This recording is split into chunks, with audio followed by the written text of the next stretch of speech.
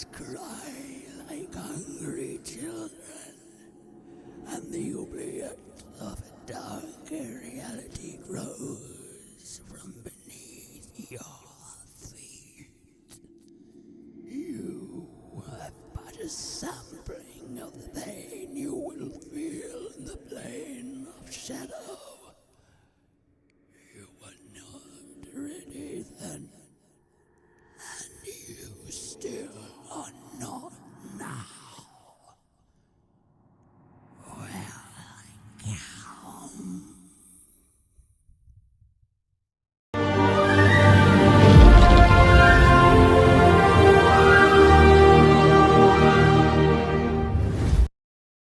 Sound. We good? Are we live? I think we're live.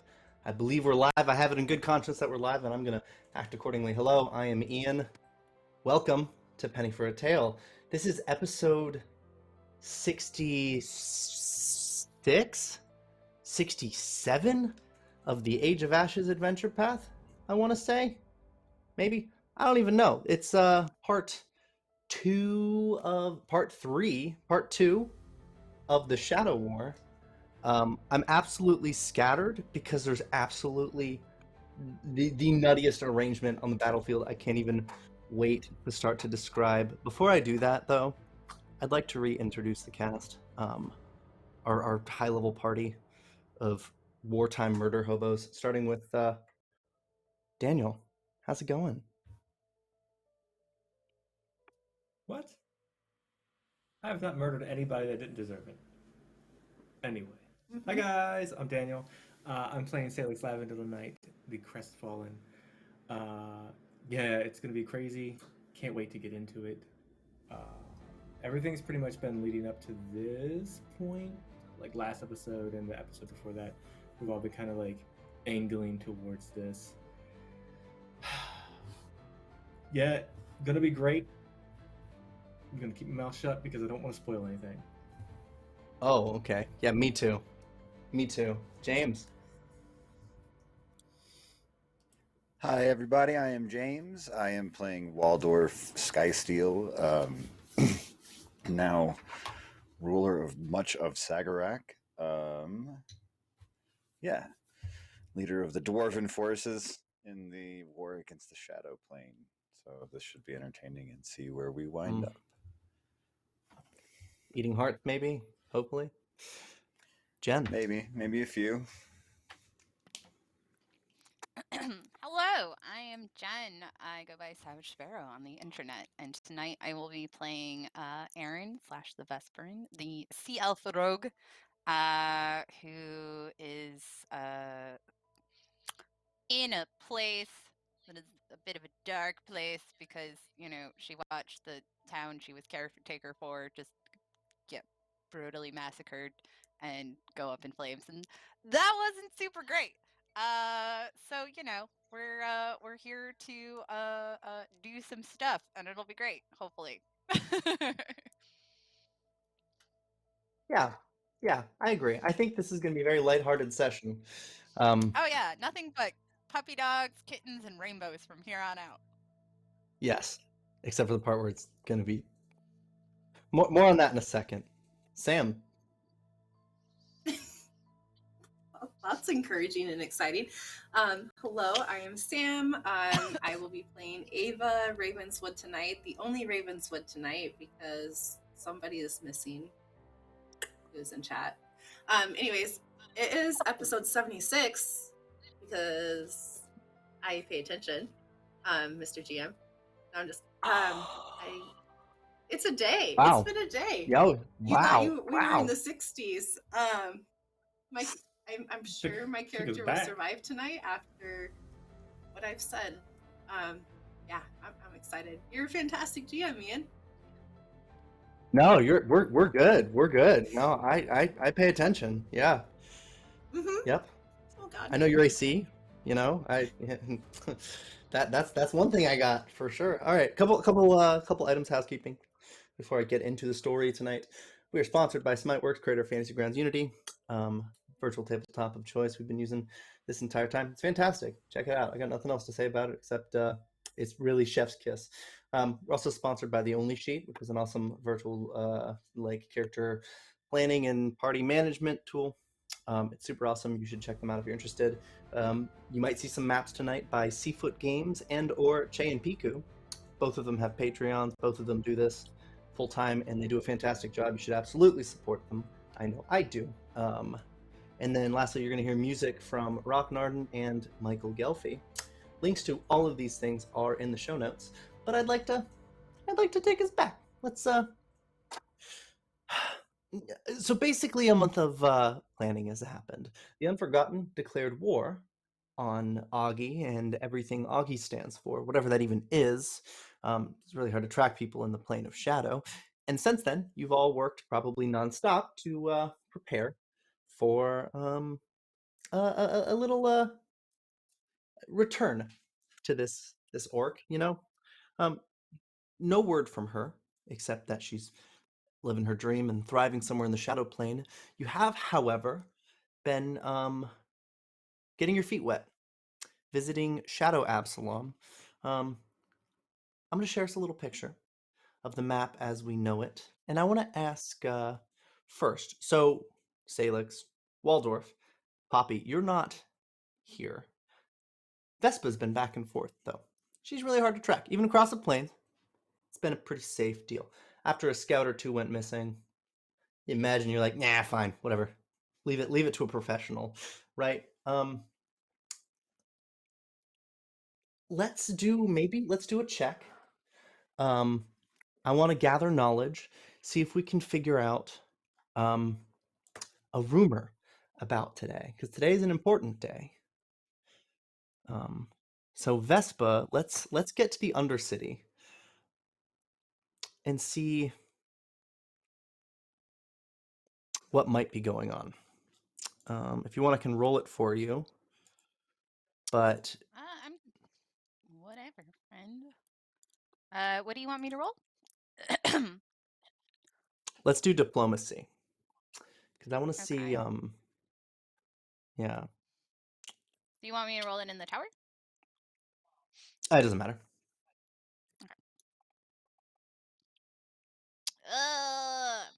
Should I hero point this? No, it's way too early for a hero point. That's fair. It's fair. Are you sure? Are you sure you don't want to nah, squeeze them out now? Just No, get 'em no, out of I the don't like the way. way you're saying that. I think it's a fantastic idea, but whatever. So you can't really figure out why it's rumored that today is the day Aghi confronts the Queen of Shadow Absalom and one of the supposed 7 queens over the umbral sphere in the plane of shadow. But well, today seems to be it. Hanging out downtown. The main thing to note, you've been to Absalom before. The thing that really sets this place apart is,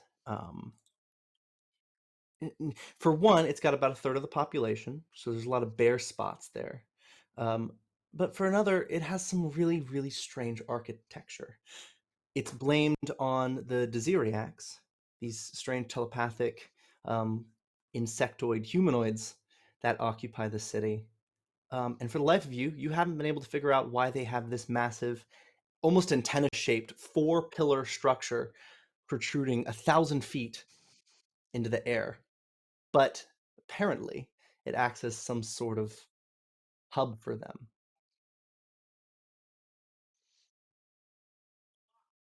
Okay.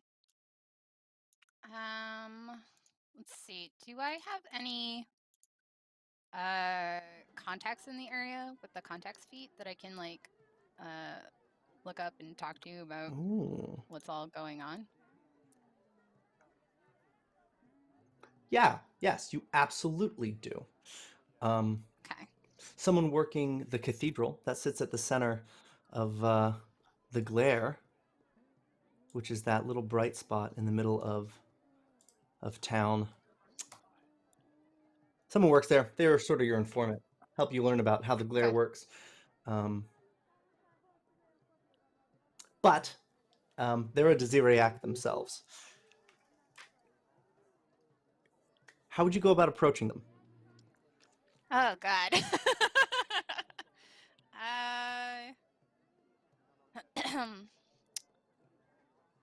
So at this point, so I understand.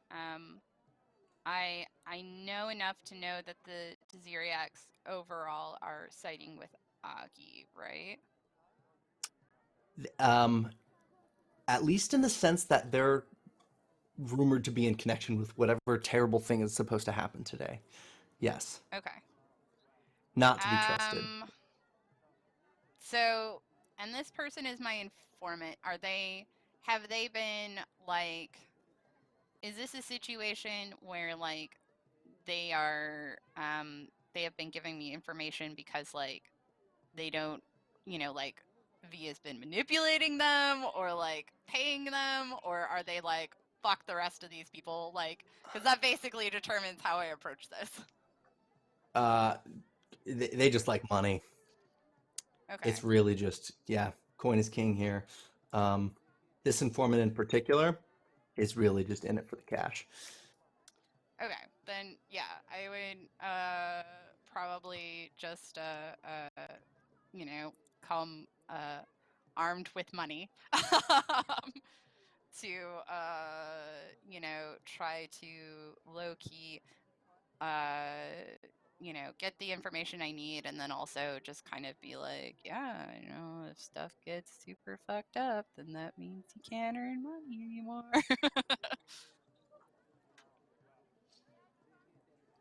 Yeah. These creatures have been extremely hard to read. This one will try to speak to you using telepathy. You've learned that Okay. the Dziriacs absolutely abhor the spoken tongue.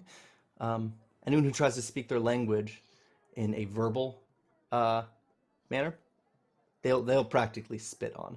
But with the casting of telepathy, this clerical Dziriac occupying this cathedral where this massive white light is emanating from, will start to spill. You're in a safe place. I imagine you don't think anyone's gonna root you out, but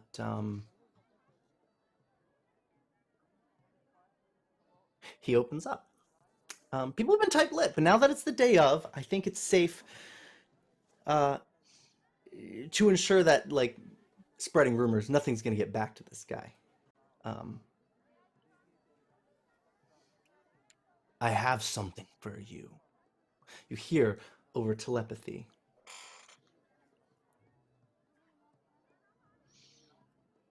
Final What is it, word. darling?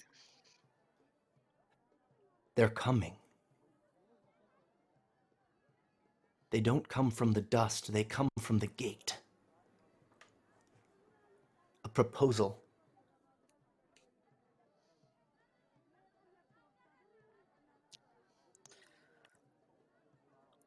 What is the proposal?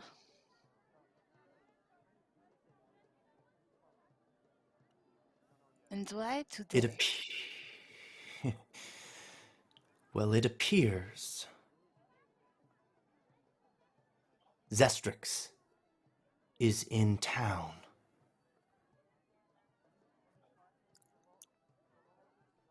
Where?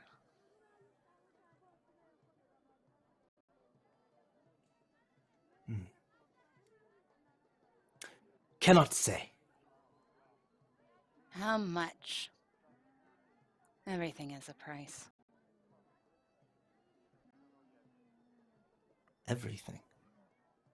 Well, surely I'd have to cover my tracks. Protect my own safety. Should this get out, you see.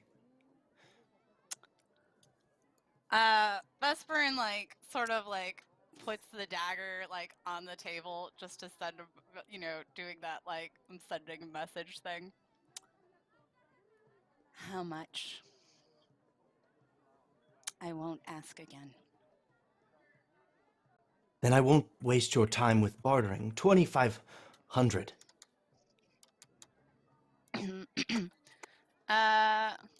How much do I have, Ian? Like, is that a big deal? I mean, you could. Yeah, it's kind of a lot. It's a lot of money. Mhm. You can attempt something here if you'd like, but Yeah. it's pretty Oh, sticky. can I attempt to do my where's the feat that I have? The oh god, what is it called? The one where reveal machinations. To try to get that fear with deception. Okay. Okay. Basically, you know, don't like game knows game, son. All right, so deception. Cool. That is a success. So she leans forward and is like, "You don't seem to understand. I've been watching you, observing you. I know your day-to-day life, and I know exactly how much it costs to live in that filthy rat hole that you have on the corner of 3rd and Main. I know exactly who all your friends are, where they live, and what their expenses are. Do not fuck with me. What is your price?"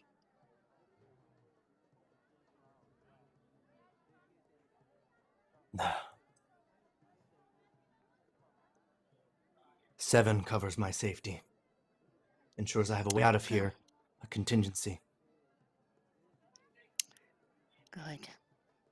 She hands over, like, a bag of money. Now, give me the information. And rest assured, if it is not true, I will come back for you.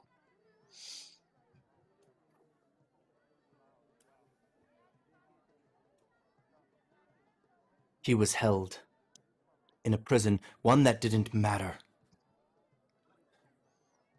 We haven't spoken with the Thronebreaker, but if we would tell her. Well, they would tell her. Zestrix lies deep below this city. Caverns built by my kind. He's been freed.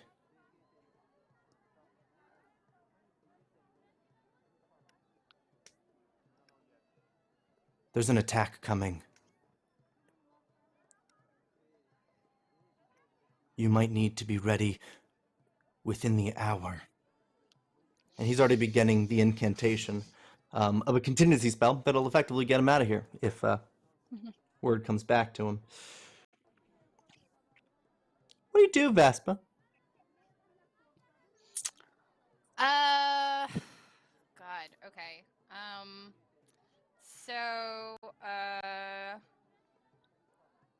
feel like she leans back for a second and is like, "Is there anything else that I should know?"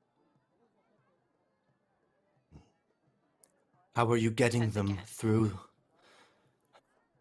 You're not ready for this attack. It'll be massive. We've faced worse odds. But, alright. Sounds like both of us have places to be.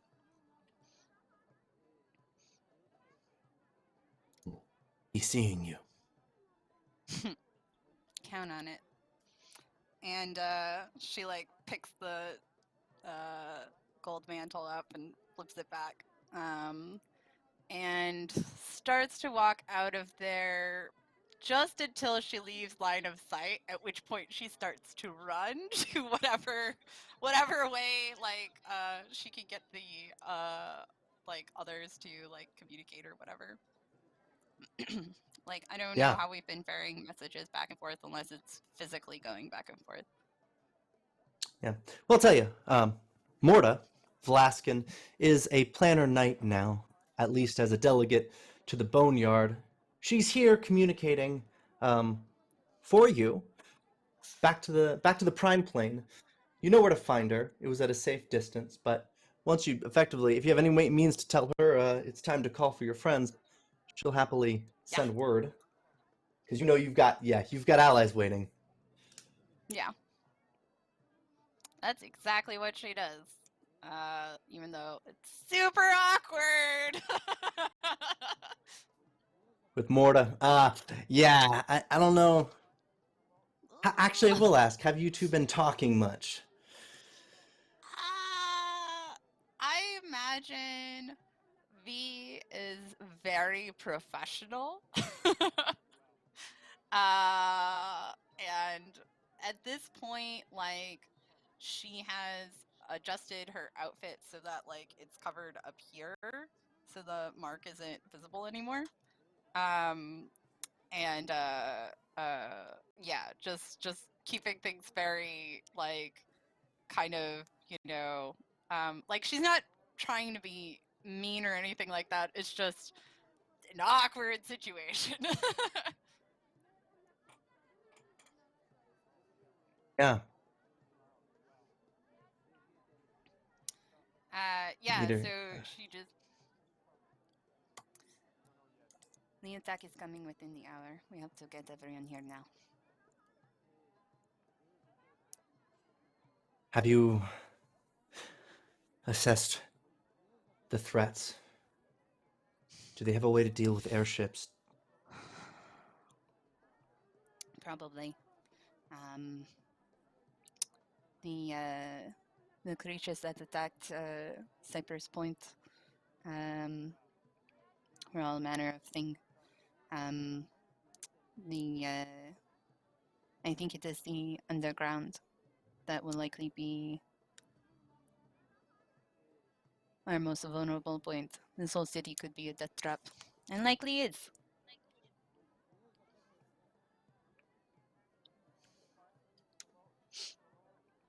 All right.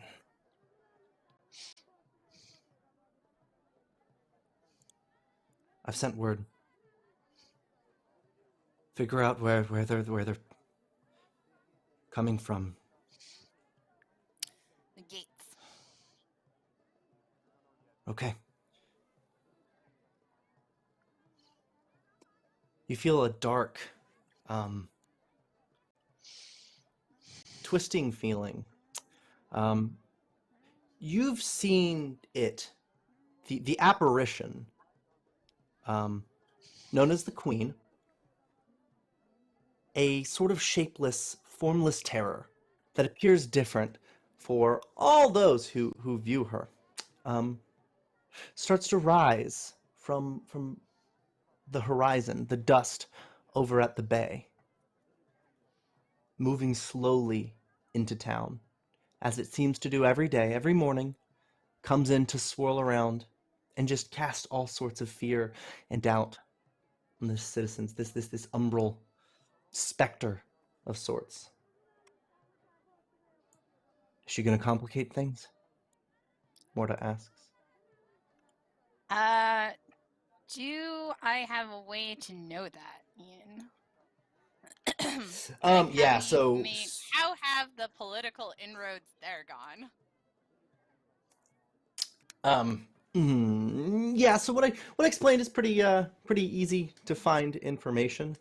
Nobody really quite knows who this queen is, but she rules over Shadow Absalom, doing, as far as you can tell, just routine sweeps, just to cast enough fear on the people below, and then every night leaves away to go sit on a rock off in some distance.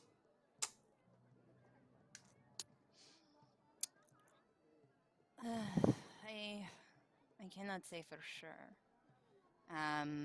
As far as I can tell, she seems to be neutral, or at least giving a very strong appearance of it.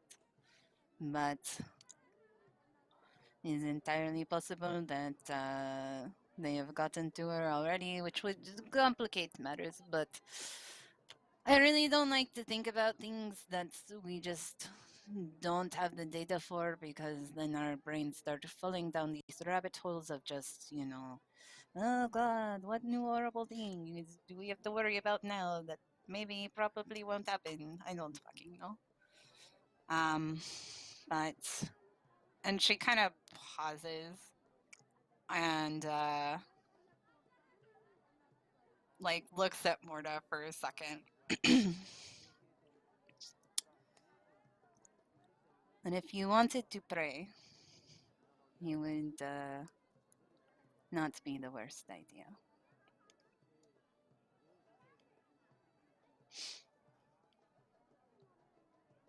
Very well. When this is over, I owe you a drink at the keg. I'd like to be in the prime plane once more.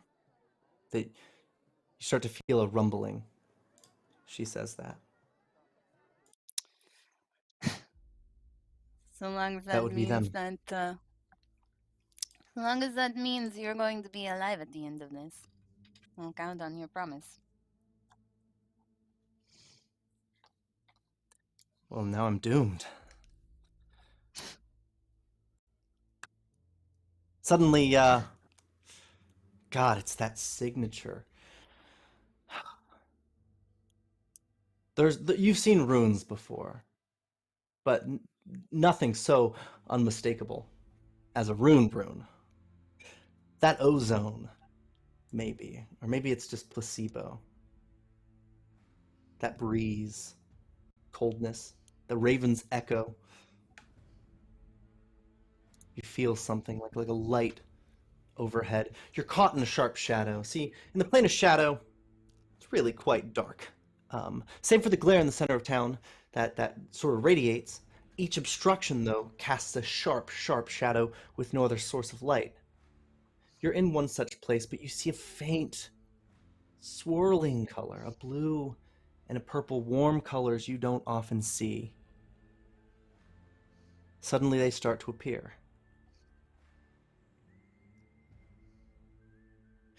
This time, in a world with gravity, you would see the bottom of the ships, but off in the distance, 1, 2, 3.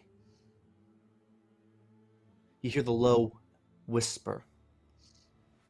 We are the Ravenswood.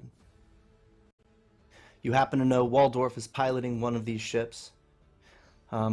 Sky Captain Mayor Vendria is piloting the other. But then the third, and really all three in a way, are commanded by Rune Ravenswood through a series of very intricate magical spells and incantations.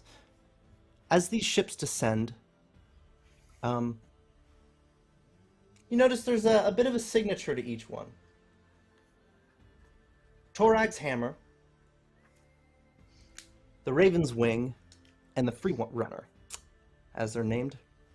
It's not bad for having only a month to construct these things, but Sailix and Poppy, I want to ask, which of these ships are you on? Sailix is on the ship with Rune. Okay. What about you, Poppy? Poppy is probably on the same ship as Sailix, as they've probably been discussing plans and whatnot.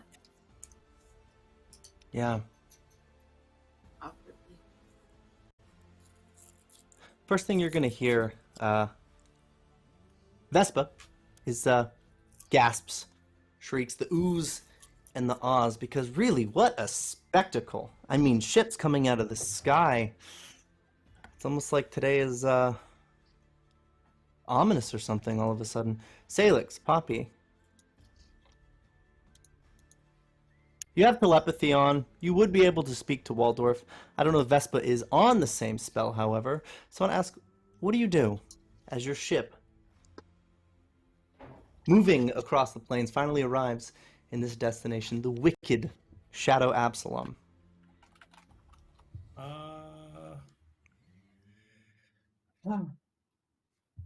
Sailix would just immediately try to take it take in the scene that they are arriving in. Mm-hmm. Are they walking into an already established battle? Are sides No, lining up, so so to speak? yeah, so no battle to be found. It seems Vespa, things actually went according to plan this time, and she caught it before it happened. There's no violence here, but there are people watching you, and a large shadowy beast of some sort moving in from the distance. All right. Sailix will say throughout telepathy to start lowering the ships.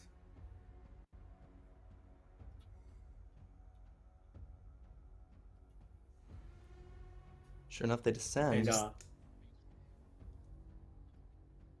he'll look at Ava and point at a ballista on the front of the ship. You should be on that. Are you sure Okay. It's a little bit different than what I'm trained on. Point, click, pull a trigger, and shoot, right? Yeah, maybe don't fly in front of it. Yeah. Try my best. Yeah. You do notice as you Ava come will down. walk over to this. Yeah, you do notice. Yeah, as you come down, you know where Vespa is. Morta sort of sent a signal, and we know really like where to come in on. You use the glare, which is this magical focus of sorts, in the center of Shadow Absalom, to reliably teleport here. But this massive tower is even taller than you expected, and you knew what to expect. 1,000 feet this thing ascends. That's impossible for any architecture that you're aware of, yet it sits here like 4 pillars that meets in this like strange ball in the center, but it's a natural sort of formation.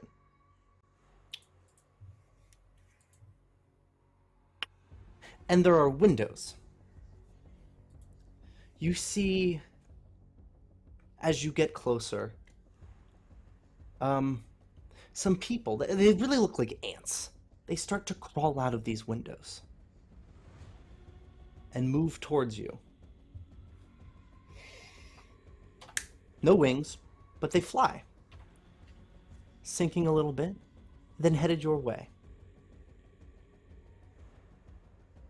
Just floating along over towards the airship.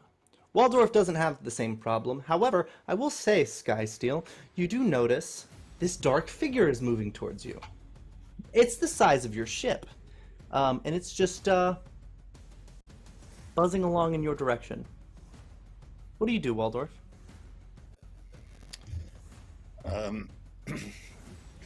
Don't change course. Keep following instructions from the Ravenswood, from the Raven's Wing, I mean. Mm-hmm. And really glad that we reinforced the bow of the hammer with all of that steel, just in case we have to ram something.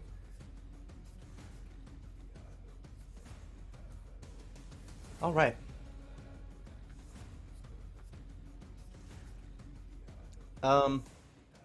Vespa, you do notice this. Immediately, it seems they're being apprehended. But you don't know if necessarily it's going to be violent right away. Mm-hmm. Since they weren't made aware of the raid. What do you do? Is there a way I can smooth stuff over for them? That's a potential. Hard to do it from the ground, but Yeah. Well, do I know like the captain of like the local militia, or at least people who can get word to them or something like that? Yeah, so Shadow Absalom has a really good relationship with Nidal, and you know that they're also bringing a bunch of shadow giants that should be coming down any minute now. Actually, Come to think of it, you see them hopping off of the free runner right now, Wow. landing with a loud impact. Yeah, the 5 of them, these massive shadow giants. They land about a block away from you. They might be a tool for you to strong arm these people. Okay. And then to be clear, it's the Shadow Absalom people who are trying to start some stuff. Yeah, so these Desiriacs, this Oh, okay. hive, they seem to be planning something pretty nasty. And you now know that Zestrix is here somewhere, so that's something to be concerned about as well. Okay. Then yeah, I guess she would go over that way.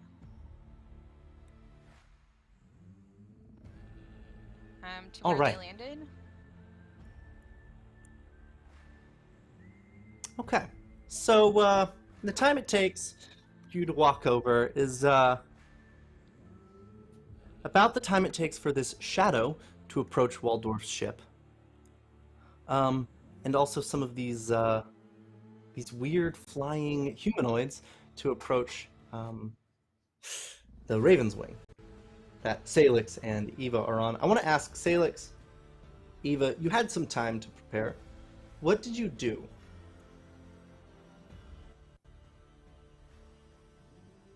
So I think Ava's been following as these creatures sort of approached through the scope on this ballista. And as they sort of start to get closer, she will like signal for Sailix to come over.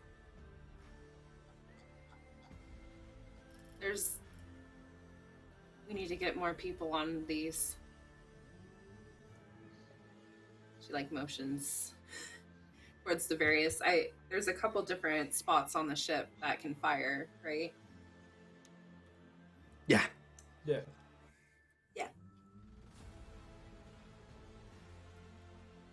Well, we'll hold for now. So explicitly, be you ready. do have. Yeah, you do technically have the jump.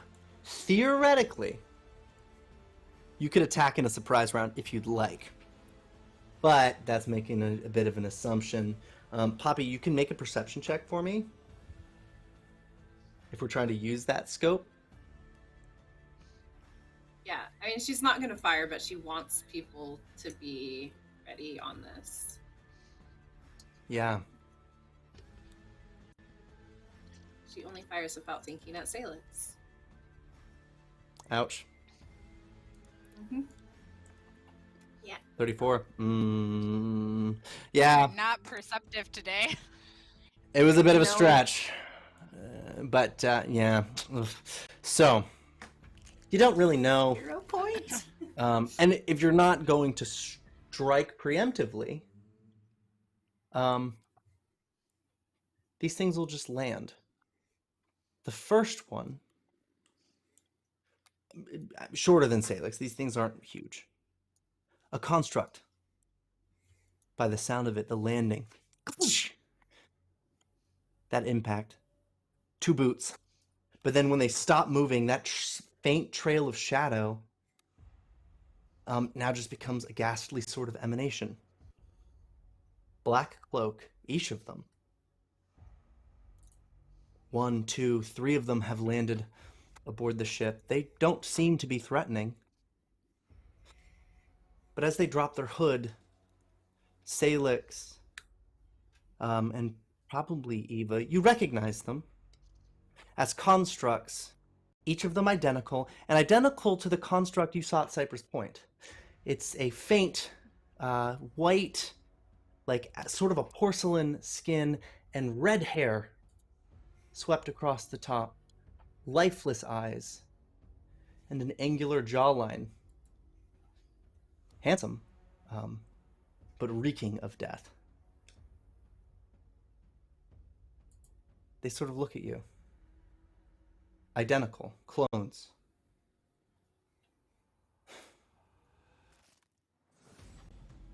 You might surrender now.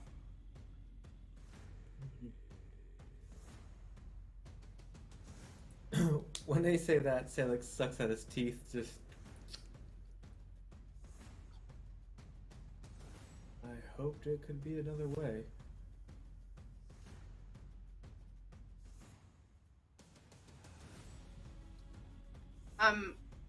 Over telepathy, Poppy or Ava would let Waldorf know that they'd been boarded. Potentially a battle might ensue. As she sort of watches Sailix. And are there? I would assume that there are like ballista on the airships. Do I have archers, or any mages that are, you know? You do. You will have the means. You'll have the means to deal some damage if you need to. So since this is kind of a three-dimensional space, I would like for the hammer to rise up so that we have a view down onto the deck of the Raven's Wing, and I want archers and mages with these the borders in sight and ready to fire if they threaten Poppy or Sailix at all. All right. So my recommendation is that you would get a vantage point and come to level. You don't have artificial gravity on Torag's hammer. Okay. So without gravity magic, to angle down would just mean everyone falls off. And there's gravity in the shadow plane. So bringing it low is probably a good idea. Kind of, yeah, up above, but like leaning over the edges and ready to fire at them. Got it. That is ideal. Yeah, and you'll notice they don't even see the full extent of it because there's a long trail. These clones, these constructs, one by one, just keep popping up. And I would definitely let them know that they've got more visitors than they might think. All right. Down on the city streets. Vespa? It seems as you get closer and closer to the Shadow Giants, you're seeing more and more of other people trying to get to the Shadow Giants. These Desiriac have decided that the Shadow Giants coming in was a good cue for them to, start voicing their aggressions. They're swarming. It's like a mob coming out of the woodwork, little holes in the ground, small cave openings that lead to their like stalagmite-looking homes. They're coming out, weapons ready, in droves towards that little town center where the Shadow Giants fell. Can I, on my way there, throw some of my bombs down those holes?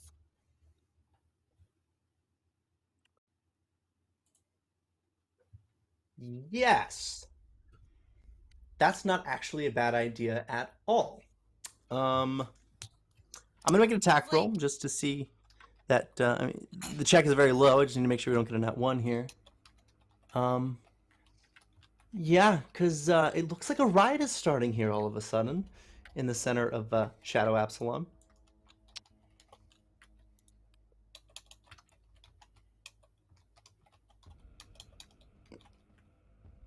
Let's make a throw. Yeah. You should have no trouble here. Cool. Yeah, I figure, like, even if she's not, like, regardless of, like, the damage that the bomb does to whatever, like, the intention is to, like, sort of try to collapse some of the tunnels to, like, cut off the amount of additional forces that are coming up from them. Yep. The bombs going off, however, is the first true start to the chaos. Because now you hear the sounds of the open screams of the Desiriacs as they believe the violence has truly started. You do turn the corner, and you finally lock eyes on these Shadow Giants each one their own weapon out and ready. A typical shadow giant only stands at about 12 feet tall, but we're going to use a troop here to represent the 5 of them standing ready to defend against many Desiriacs setting upon them. Turn the corner. They don't really notice you, but without assistance, these giants are going to get absolutely swarmed. So if you would like, everybody, I can roll initiative, which I already did. We will go down the order and start to address the many threats. All right. So I want to start with you, Waldorf, briefly.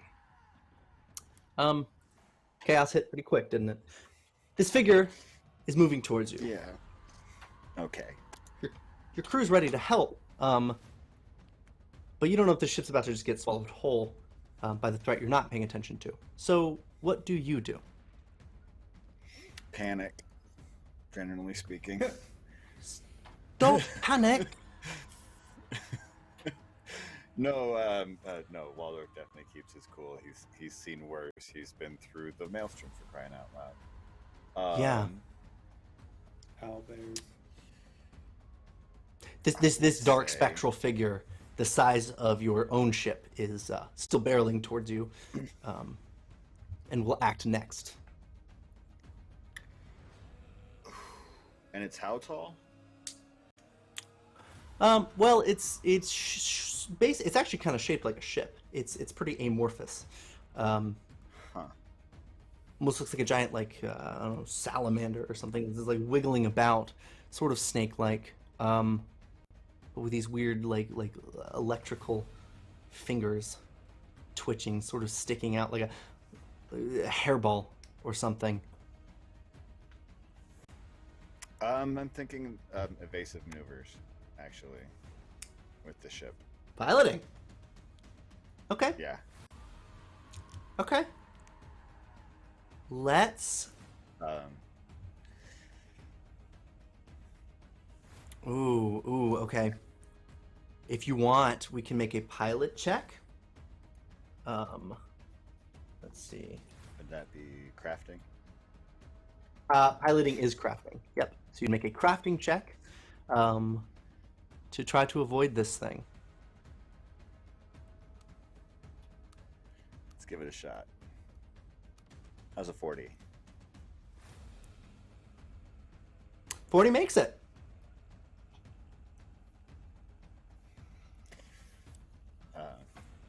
Yeah, so he would command the ship, the pilot, to, he calls out evasive maneuvers, and they get up and above, kind of increase the altitude and strafe to one side to keep this thing kind of in their sights, but to be able to kind of stay out of reach, just to see how the battlefield unfolds before they start firing at things. We don't know what we're looking at. We don't know what we could hit below. So yeah, he is kind of in a defensive posture right now, just to see what's going to unfold. Perfect. Okay. With that, what you do see, because you're making this big circle sort of around the center of town, you see the Desiriacs coming out of their holes and setting upon these 5 shadow giants that came in. That's Vespa's backup. You have a feeling she's going to meet around there. Telepathically, you're not bonded, but you can speak to Sailix, you can speak to Eva. You manage to get away from this umbral figure. And with that, I'm going to take it over to Dear Poppy. Dear Ravenswood. Yes. Yeah. Can Poppy turn this ballista in towards the ship? Or does it only face the outside? It has full control. Yeah. All right. It's designed to work in the maelstrom. So, course it would. It's just a little bit of a hassle standing on the edge there. Yeah. She will just sort of turn, draw her crossbow, then not wanting to hang off the side of a ship, and Shadow Absalom right now. And is just going to fire at the one that was speaking. Okay, you're firing. Okay. Excellent, yeah. Yep. No more talking. Right. Let's see. 3. Oh gosh, there's so many. Did that roll? It sure did not. Okay, fantastic. Are they not in the combat tracker? I'm sorry. We'll just roll it straight into the box. Yeah. Ooh. Nice. Mm. Uh, It's not a critical hit. It is a regular hit. So you may go ahead and roll damage. Perfect. All right. That. And there we go. And then from there, she's just. Oh man, these things just ported. I hate this. Yeah, just sort of in rapid succession. She's just going to keep firing at the same one. Okay. So, Make another one. go ahead. 3 and 43 is also a hit. roll them all. 52. Okay. I don't know if all those are hits. Did the 32 hit? 32 will absolutely not hit. Okay, so sure. Cool, and then, yep, that's it. Fantastic. Small Well, arrows. you knock 2 of them just straight out, just gone.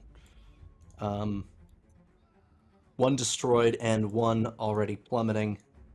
That makes them quite angry, and they're gonna set upon you. Tough news for you though. They're sort of coming up from both sides of the ship, creeping up, immediately getting to your flank. I need you to make.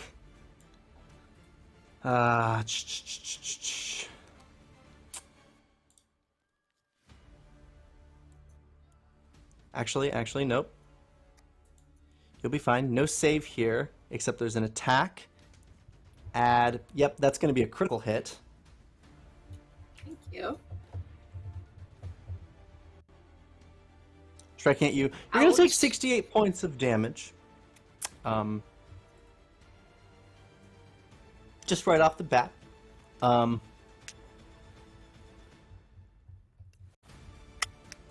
make another attack. At a -5. Yeah, no, there's many of them, and many of them are attacking you simultaneously. So we're gonna run another one real quick. That is a 39 to hit, which should hit. Oh, not 20. Okay. What's your AC? 38. All right. And taking another 24 points of damage. Sailix, Me. what do you do here? Yeah, you're surrounded. There's at least 20 hopping onto the ship, more with each passing round. What do you do? All right. Sailix will.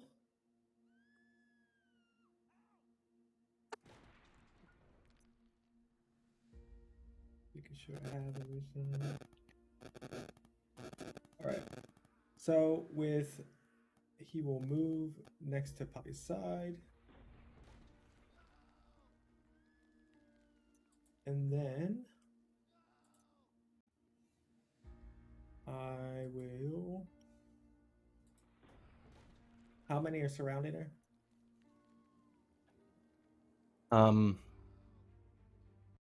You're looking at 12 or more. Just aboard the Okay. ship, and the planar guard are coming out, but they're not ready yet. All right, that's fine. The ones that are surrounding her are the ones that I'm attacking first. And this will hit any adjacent ones that are on the side that I am on. Okay. So, and we're just rolling it into the tower. Yep.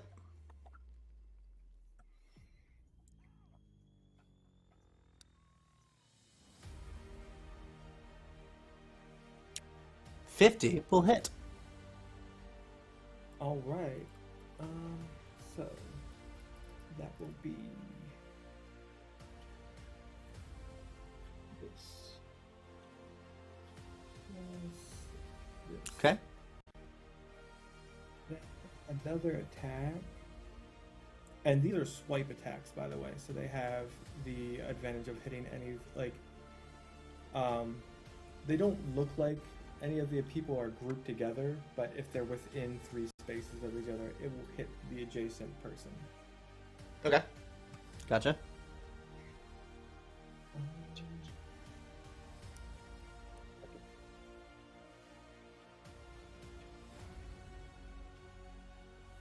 All right. Yep, that one hits. Damage is applied. Do you have a second attack? I rolled into the tower. Yep, that is a critical hit. Alright. Ooh. So.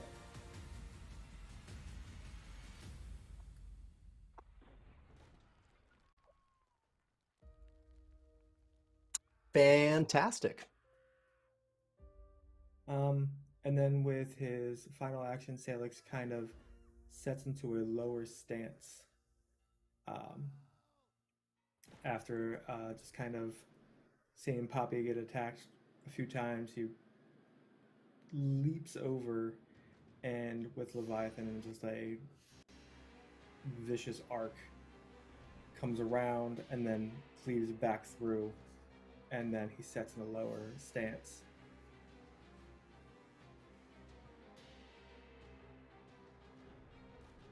Excellent. Okay, Vespa. Yeah. These Desiriacs, Nope. they're getting I- swamped. I want to ask, real quick, in terms of strategy, Sailix, Waldorf, and Eva, did you have any resources you wanted to drop down onto the city? Because you have Planar Guard. Shadow Giants already went down. Are you trying to send backup in that direction, or do you think between Vespa and the Shadow Giants, that's a fight she can take on? So Sailix would had planned accordingly and had Intridal set with a contingent of Planar Guard to like kind of airdrop down. And that's why as they entered, Sailix said for the ships to descend so that they could pretty much get to the scene faster.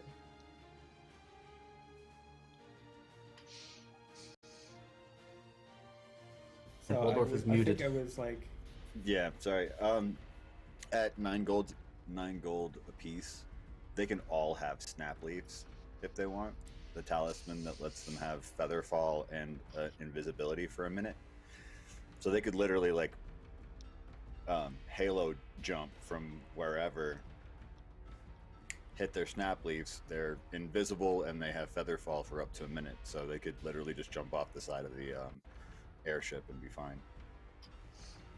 Okay.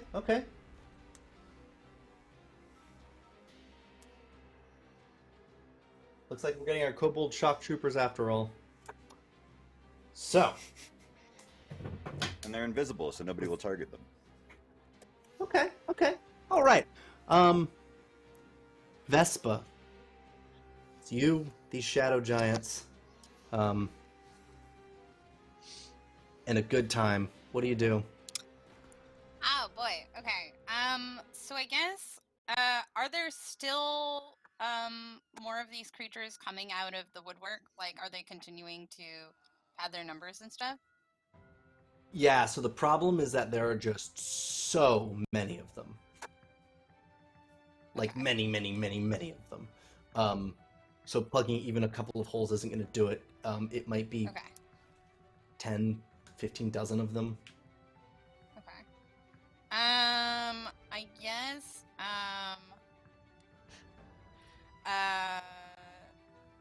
let's see. And then the other question I had is how do like my attacks work versus a swarm? Like, is it just one-on-one, or does it represent like a multiple? So if you have something, unless you're individually ripping people's hearts out, your attacks are going to have an added amount of damage. They effectively have a weakness. If you have anything that targets more than one of them, you Okay. apply that weakness. Okay. So bombs, fantastic, because it applies that weakness. Yeah. Okay. Then I guess I would like to throw a bottled lightning at the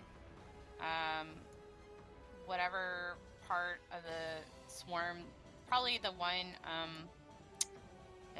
to the west, where it looks like there's a bunch of them over there or something. Or actually, now that I think about it, the east, sorry. To try to like flatfoot some of them to the giants. Yep. And then if I can try to use my whip to lash out at a bunch of them and maybe charm them into turning on their friends, that would also be awesome. Yep. Let's see, 22, 32.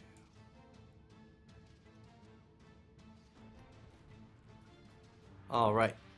Movement. That attack is going to be a success with the bomb. Are you using your most potent bomb? I was gonna use the bottled lightning, which I think is a moderate. Okay. Yep. So that is 2d6 splash damage. Fortunate for you, that weakness comes in and it's doing more like 30 damage. Cool. 32 to be precise. Let's see. And then they should all be like, they have to like make a test and try not to fall over or something, I think. Yep. We will do a reflex save. There's a huge bonus here. They critically succeed due to their leverage. Yeah, Okay. these beasties, they do but squeal. I believe they are still flat-footed, but I don't remember. Like. Okay. But yeah, if I can do the whip, let's try that. Where is it? All right. Okay, it's still listed as whip of compliance, right? That's the right stats and Yes. stuff? Yeah, that plus 31. Okay, cool. Mm-hmm. Cool. All right. So that is a hit. Sweet. They get to make their will save.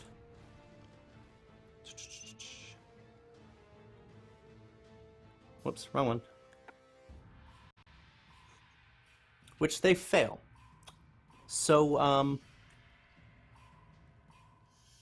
there is some disagreement and uncertainty among their ranks as this would succeed. But go ahead, describe what you do here with the whip.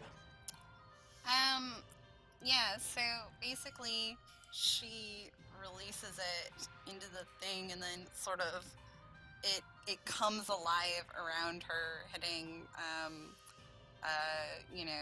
the however dozen or so or whatever nearest to her.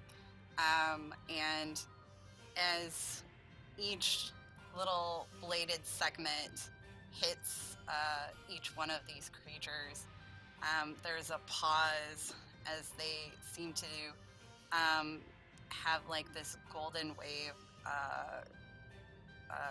wash over them for a second, and then they look to her for direction, and she just points at the giants. Defend him. Sure enough, they start to.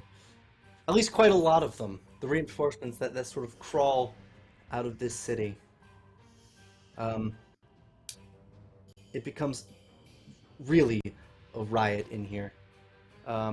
You will have reinforcements coming, but they're not here yet. Moved, you attacked. Now it's the turn of the swarm. So the giants pull out spiked chains, and they just start wailing on these people. Left and right, as many as they can. Screaming, some of them are hurling rocks, but they do a number on this group. They've been minimized by your attacks here, but they do not relent. With a massive modifier, they strike at the Shadow Giants. Still quite angry. A 42 hits. They deal a whopping 34 points of damage with the first attack.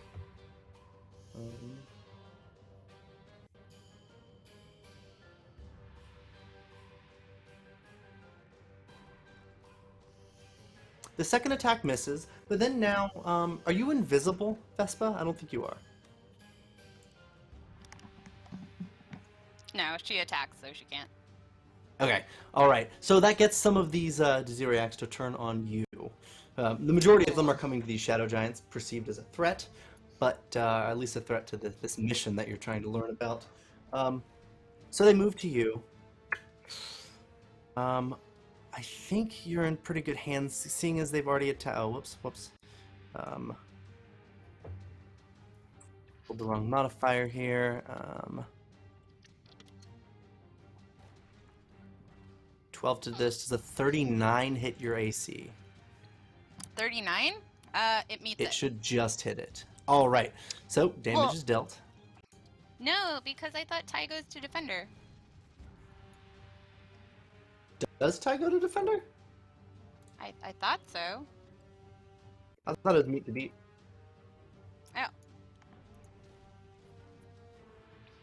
Oh. Yeah, the meter exceeds. It will deal damage. So, 12. Basically, you're gonna get bludgeoned by a swarm of these creatures. Ugh. Yeah, they come in to start wailing. It isn't a lot of damage. Fortunate for you, but takes us back to the top. Hey, Waldorf. Hey, what? It's going to get progressively harder to avoid this thing.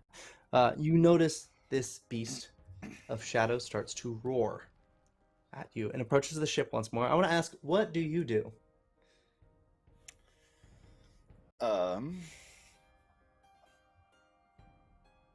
Fire everything that we've got at it.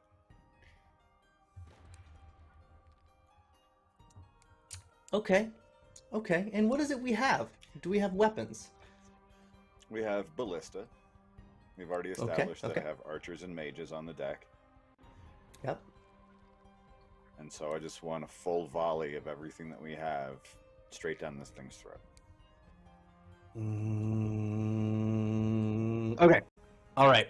I want you to make a craft check in the form of piloting, sure that this this can be done. It's going to be used as an aid action. Okay. You pilot to aid the planar guard that will attack.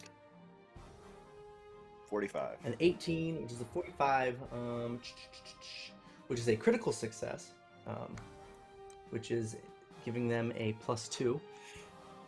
They're going to attack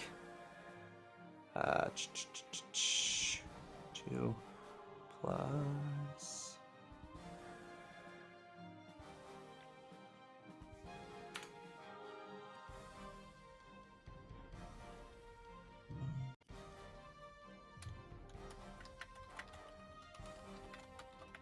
Firing everything they've got, and they just don't meet it. This beast roars and screams, but continues to approach.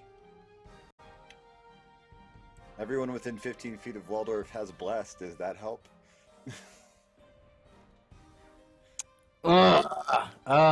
It kind of... So it's going to help here, because as the beast gets close enough, you feel frightful presence.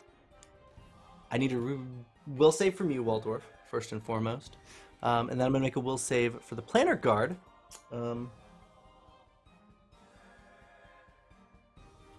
Basically, they're starting to feel a little bit scared. Well, they got a nat 20, so they're fine. But are you fine? So did I. Holy crap! Yes. Okay, all right, 2 nat 20s That's in a what I'm talking row. about. Nerves Well of done, steel. Waldorf. What do you?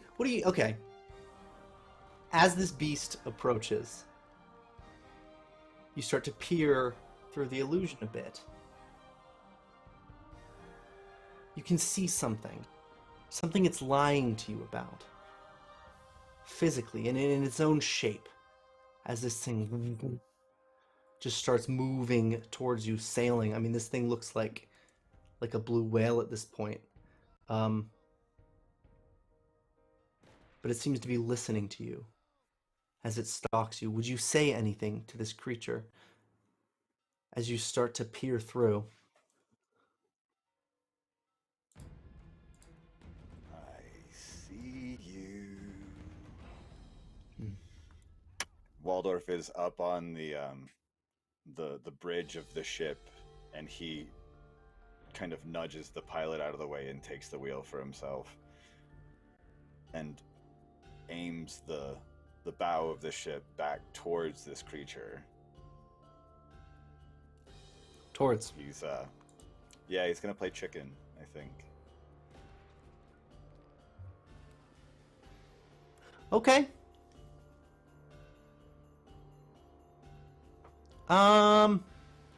You can make an intimidation check if you're playing chicken with this creature. You spin your ship around.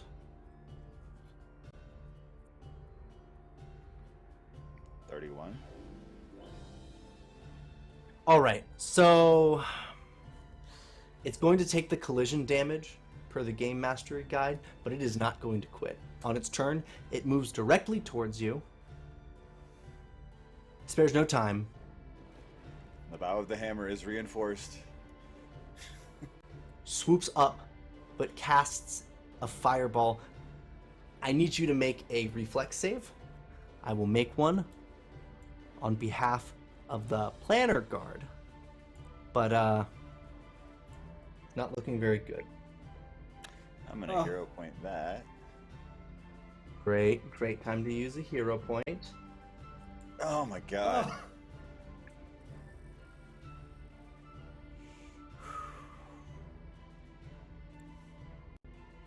Yeah, I think Waldorf's gone a little mad here. He's screaming at the top of his lungs. All right, well, I'm gonna give it 5 seconds for chat before I tell you what this is about to do. But there we So go. if anybody's listening, we can. Okay, all right, good. There it is. There it is. There it is. There it is. You didn't want that. You did not want that. Come on, baby. Oh my god. Okay. All right. You know what? That's fine. There's a hero point. This creature. You got one. Yeah. And he rerolled. That's the second one. And another one.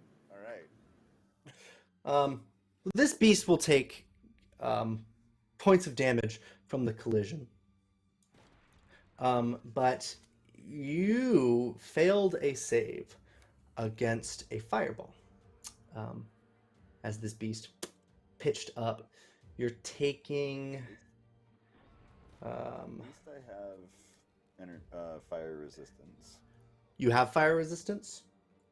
I have a ring of fire resistance 15.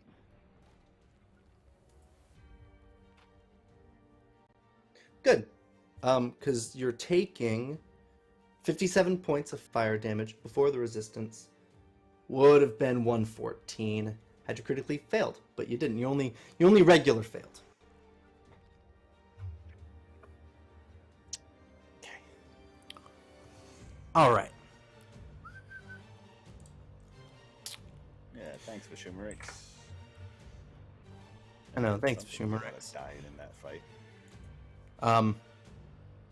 Some of the planar guard do fall off of that ship. Sailix, you see, screams. No. They all have snap leaves. Okay. I'm not bursting that bubble, but Eva. They're 9 gold apiece. It's like a life preserver for an airship. If they can activate Standard it. safety equipment. Eva, Time to Sailix, and the activate planar it. guard. If they're not unconscious. Yeah. Oh my god. I am going to first off roll knowledge nature, her monster hunter, to kind of as she just sort of rapidly goes through in her mind what the weaknesses of these creatures are. Mm-hmm. And... okay. 35.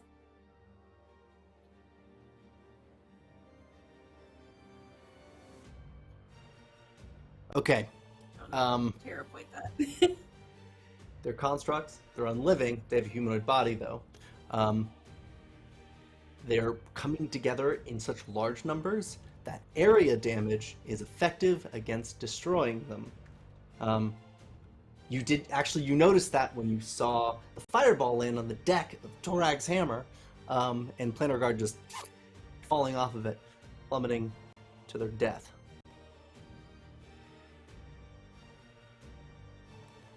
So she sees what's attacking Dorf right now.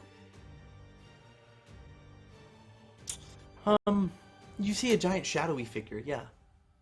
This beast, actually wings unfurling for you. They look like devil wings, actually. Oh god, okay.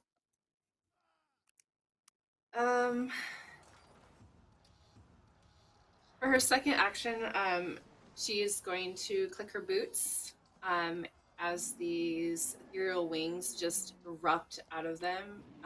She will fly 30 feet up and is going to launch one arrow just kind of like in the middle of the biggest area of the swarm where she wouldn't be hitting anyone else with a storm arrow.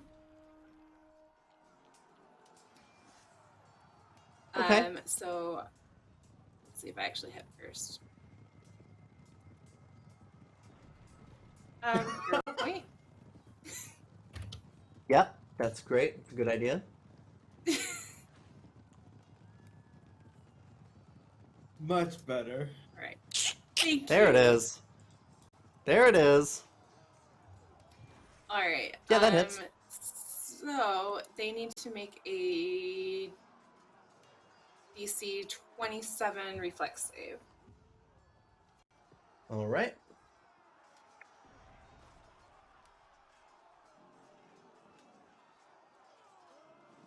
Cleared it.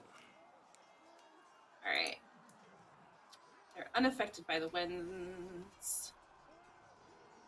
Here. Just a normal success. They got a critical All right, success. so well, they're dumb. Sorry. Okay, just normal arrow damage then. All right. firing away. I mean, you've got no issue dispatching these things. It's just been proving rather difficult. Actually, yeah, you managed to pick a couple off. I think you have 1, 2. Do you have any actions left? I don't think so. I think that was 3 because she did a nature check. She's 30 feet up in the air now, and then fired. Got it. Okay. Sailix with the planner guard. All right. So Sailix will go ahead and cast 5th level Flame Strike.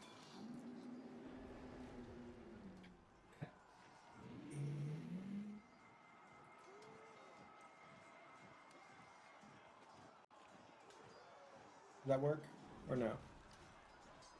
Because usually I need to drag it over an enemy. Because do they have to make a save, or is it part of your attack? It's a reflex DC. A reflex save. Again. All right.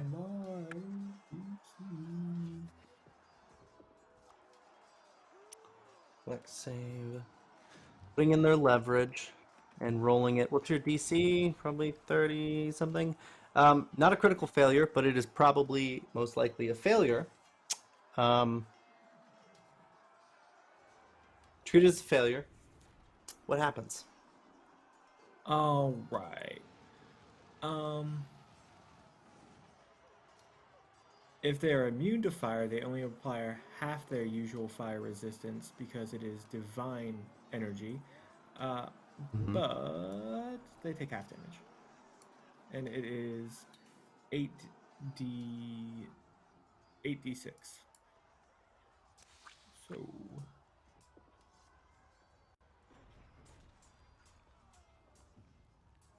times whatever they would get multiplied for being in groups. All right. And the planner guard comes out. Do you have any orders for them? They've been at the ready. They don't need to don any armor.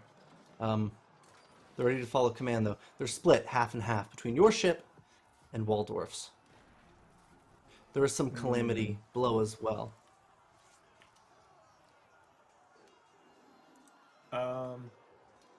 Sailix would tell them to push the rest of the constructs off the ship and prepare to descend. The planar guard on Dwarf ship should know what they have to do with the threat they're assessed with.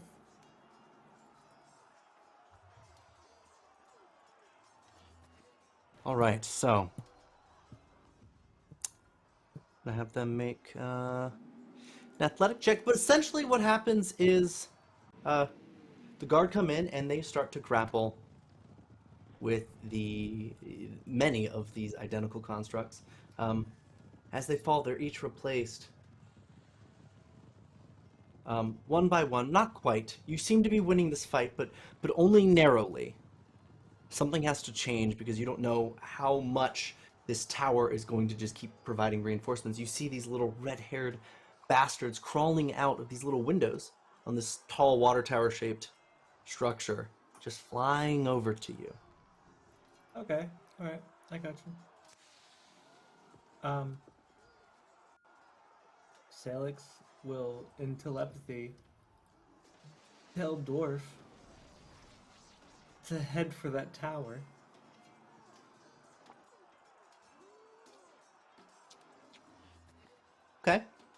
Okay.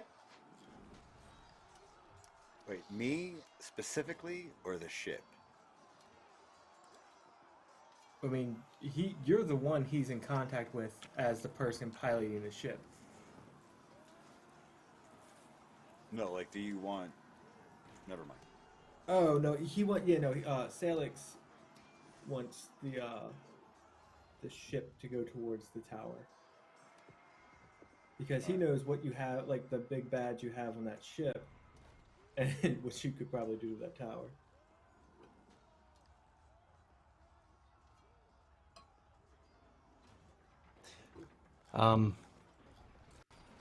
These minions still have a chance to set upon Poppy.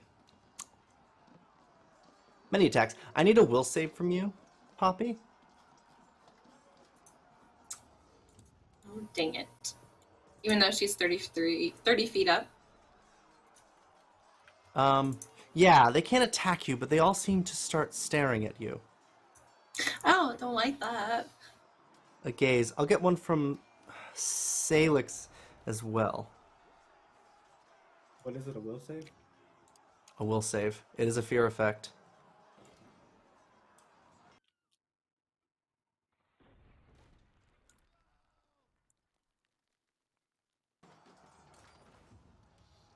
$43. Okay, well done. You're immune to the gaze as well. But this attack is a 53 to hit, which is a critical, I believe.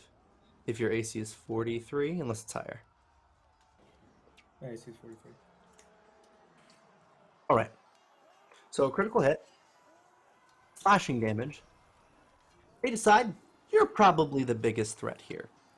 84 points of damage. They set upon you, and then they make one more attack after this, at a pretty lousy penalty, be it the multi-attack, and they get a critical miss. All right. Well, they can have this as a party gift. Okay, that's a hit.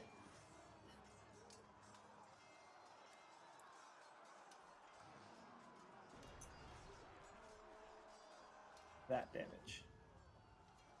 Fantastic. You're plowing through these things left and right. You start to realize they're half the numbers they once were.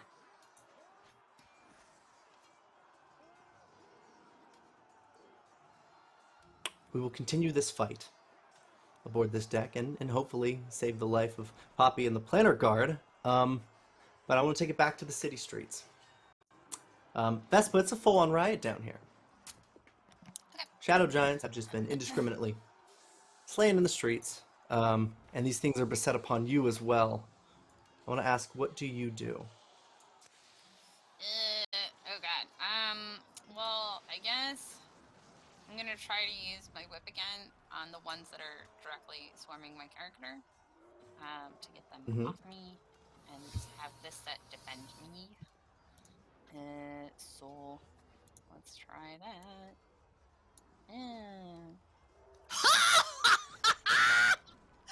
Got him! Yes! All right. So this is defend me.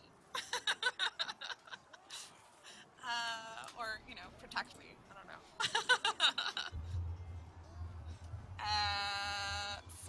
So yeah. So that's 2. And then, let me see. Can I lob another bomb somewhere? Yeah, we can hurl a bomb at. Yep. Okay. I think I've got you. You just rolled like Balgora at range. I believe 'cause it's so. the same bonus. So yeah, that plus 31. Okay, hang on. Let me reduce the bottle of lightning.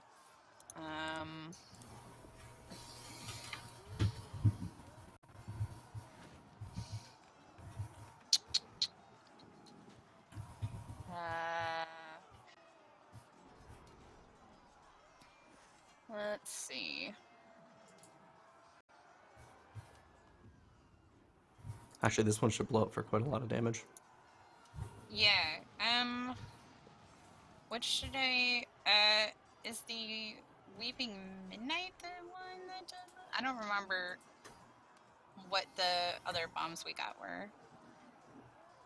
Oh no, you got a ton of bottle lightning. Oh, okay, cool.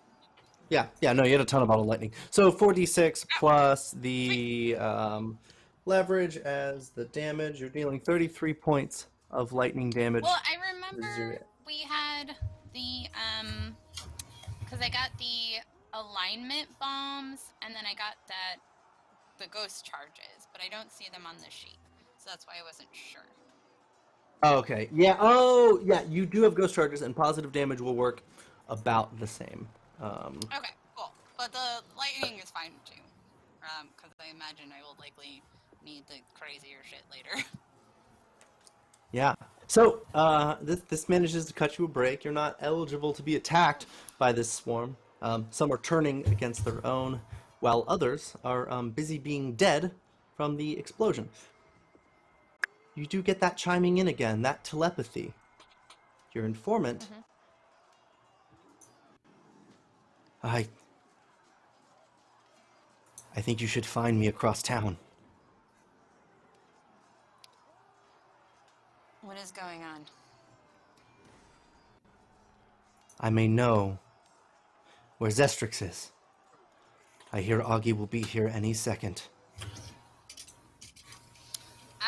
Okay. How are the shadow giants looking at this point? They came here to fight. They might be going down with the ship. It depends on a lot of factors. But they're still outnumbered by a lot. Okay.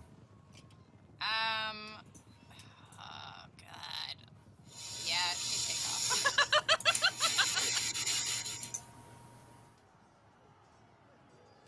All right. RIP to the Shadow Giants. We'll see how it goes. But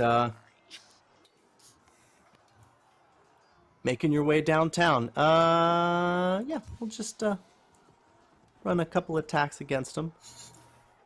See how it goes. Yeah, they start to get cut down, but I think they'll be fun. We'll see. They're bloodied. But they've seen worse. Take it over to Waldorf. Up at the top. What you saw, Waldorf, by the way, when this thing passed you and attacked you, to you, as the form changes, what you saw was an umbral dragon. Swept over, dropped a fireball on you. Now is looking to close in again for another attack. I want to ask, what do you do?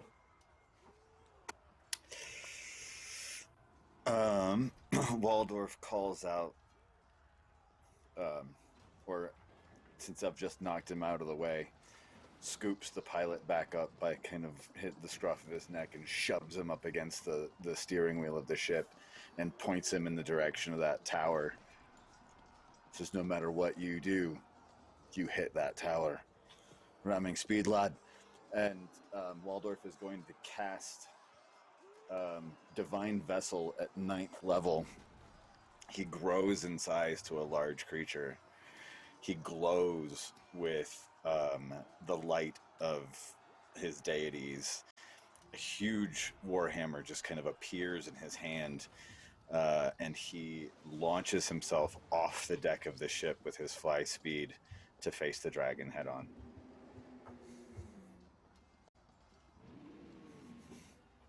What? Okay. All right. So I have 60 all right. Temporary hit points. Cool. Fly Cool. speed Yep. Of was it 30 feet? Plus 1 Yeah. status to bonus against status bonus to saves against spells.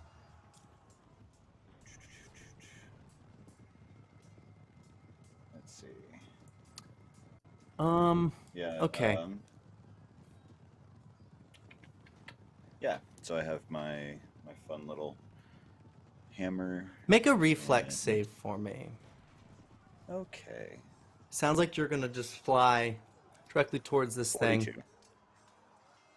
You bastard. You take half damage, which is so lucky for you. You rolled really well because the umbral dragon swoops in and you see these two hands. This umbral dragon, by the way, I will add, looks like an absolute queen. Really, jewelry. You're seeing through the illusion here, and you see pure elegance. You also see two clawed hands casting a spell of fire and death towards you. A spell you'll be taking half damage for, but quite a lot of damage nonetheless. 57. It is halved. And it is partially absorbed due to fire resistance. What do you say, Waldorf?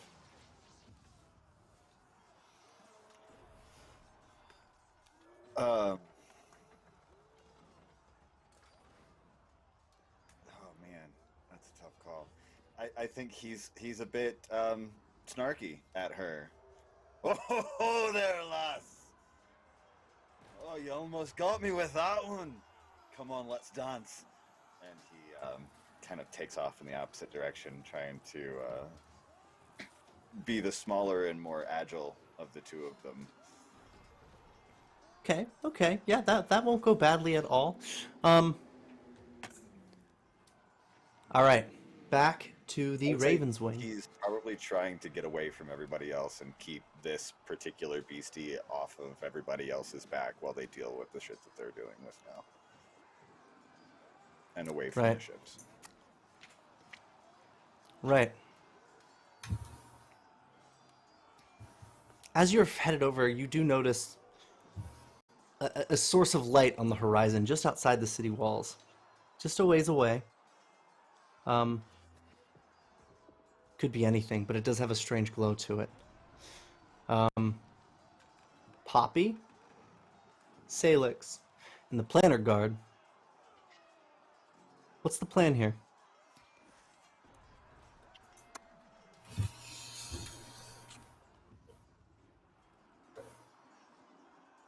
Well, Poppy, Ava, why don't you go first since you're so far up in the air? Oh, thank you. So Ava sees this creature that and dwarf like battling. Giant glowing dwarf. Yes. Yeah, he just headed straight towards who is this figure that is allegedly the queen of Shadow Absalom. Yeah. Yep. Yeah. Over telepathy, dwarf just hears Ava. What are you doing? Are you an idiot? Do you have a death wish? Wouldn't it be the first time?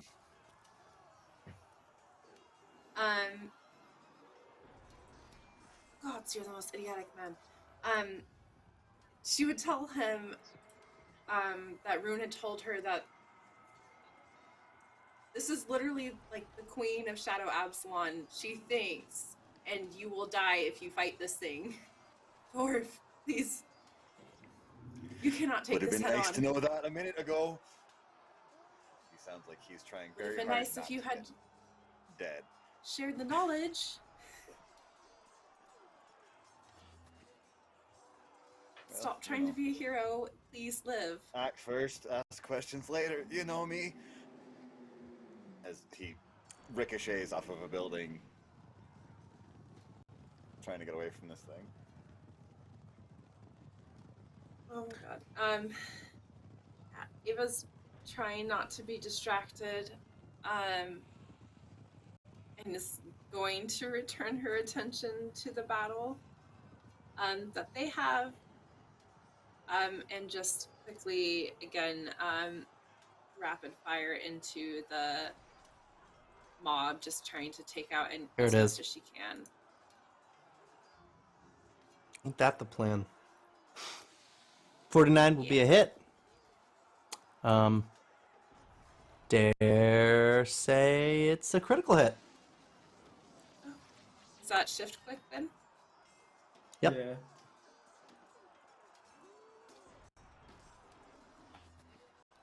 Nice. Okay, well done. And second, this should be. Hold on, trying to get at a +3.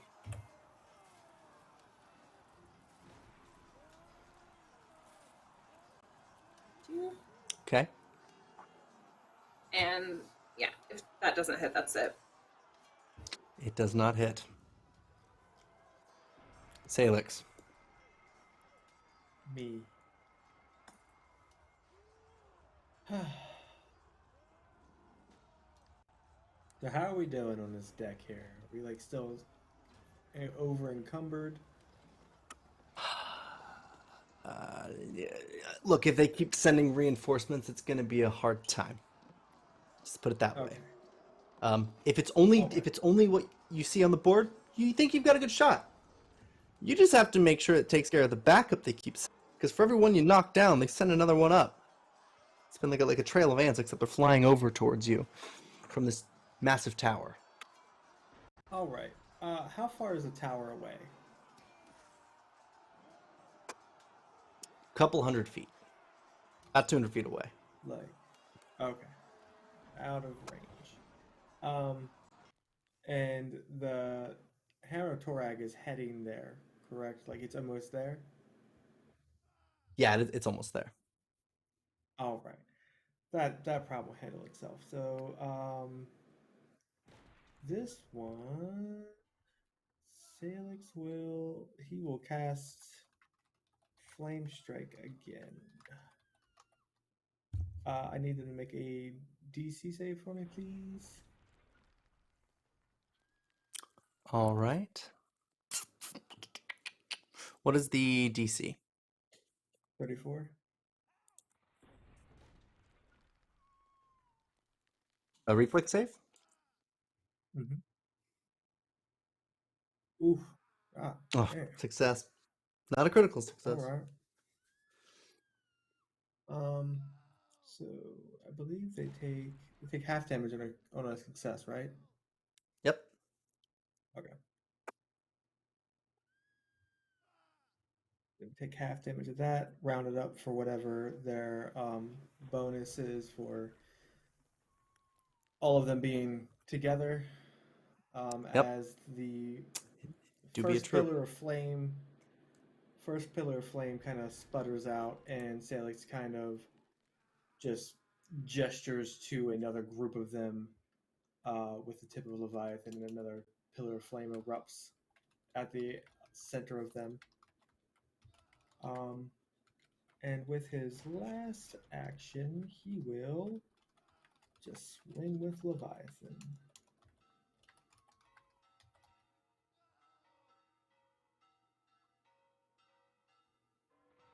Eh.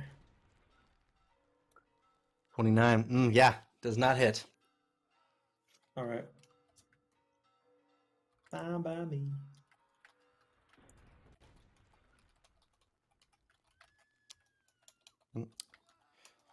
But they continue because they're quite mad at you and they want to see you living less. They're going to attack you, but they're also going to attack the Planner Guard.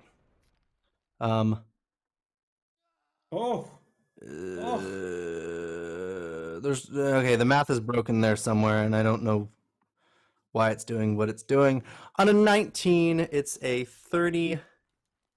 It's a 44 to hit, which is a hit, but not a crit. Yeah. Or no, it is a crit. Wait, no. What's your AC? I have a 43. So they beat Jesus it by 1. Christ. Okay. Okay, got it. So they're going to deal damage. They're going to deal damage with leverage added, which would be this. I hope it's actually doing the math here right. Yep, 77 points of damage. They just set upon you. They do the same with your poor, unfortunate Planner Guard. A 34 to hit, however, does not. They clash, but yeah, your friends are A-okay. They will continue to attack them, however.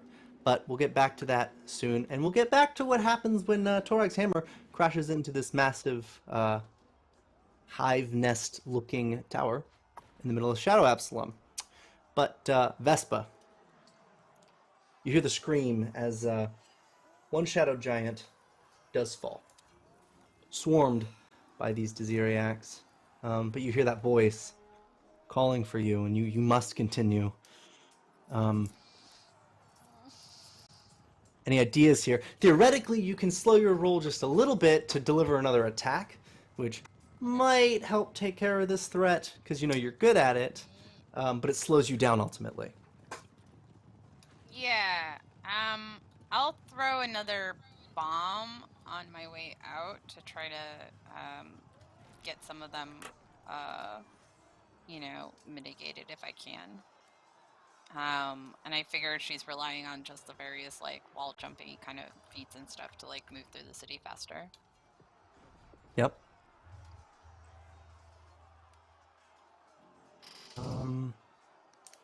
Okay, make an acrobatics check for me. I have a DC in mind. If you can beat it critically, you're a step closer. And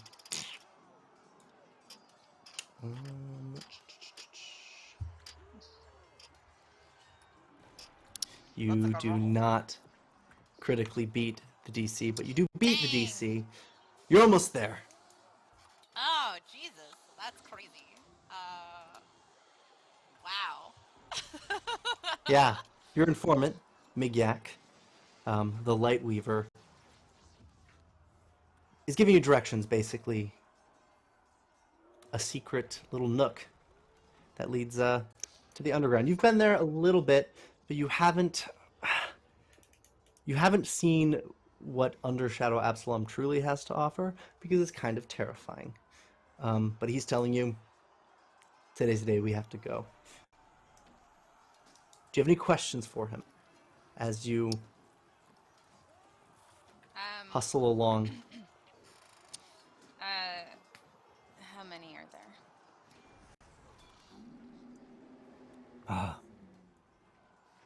there? They'll bring hundreds.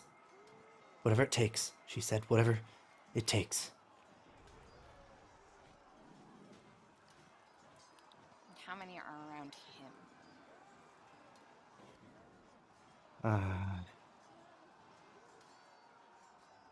I think someone like you should not have to worry about that. How many have you killed so far? Like I keep track. It's at least a couple dozen that you can imagine. You can see them in your head, like sort of in a flash. Each of the 3 bombs you set off took out a number of them. They're not trained to fight. You can tell they're very angry.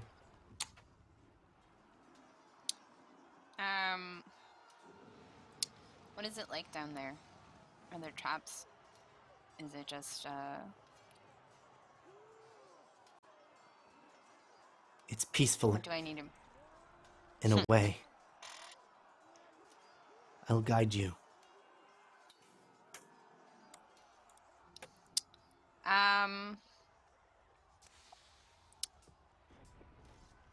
I will keep myself hidden.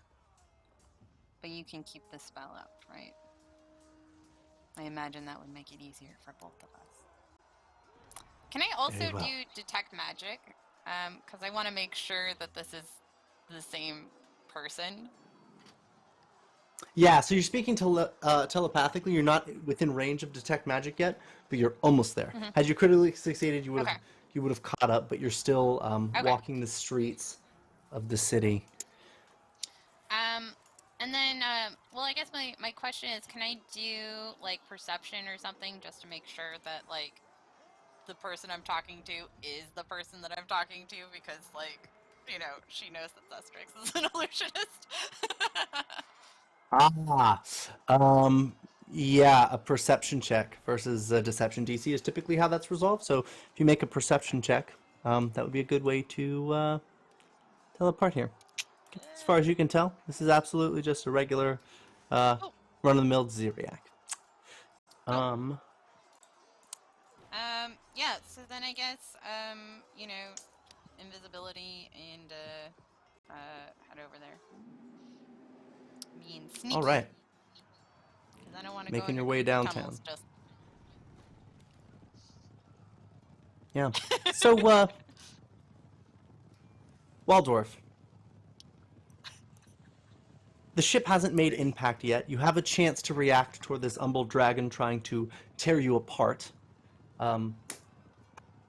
It's your turn. What do you do? You're basically adjacent to an umbral dragon. It's the best way to describe it.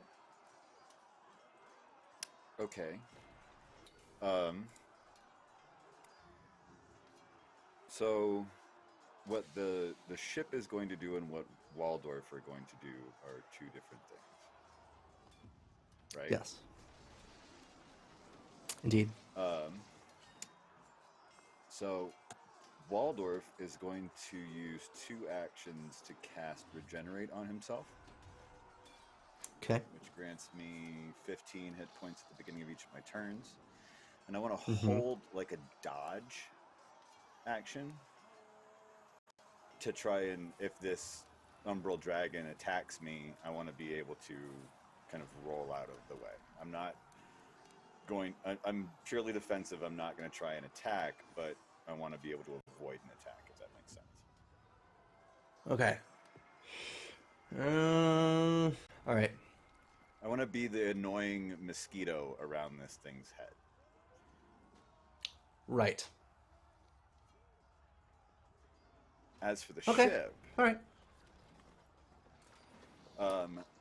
I have a number of javelins of lightning in my inventory. Okay. I would like those to be, if it's okay with you, I would like some of the crew on board the ship to be equipped with these javelins of lightning, and I want them to launch it at the tower before the ship makes contact with the tower. Okay. Like half a dozen of them.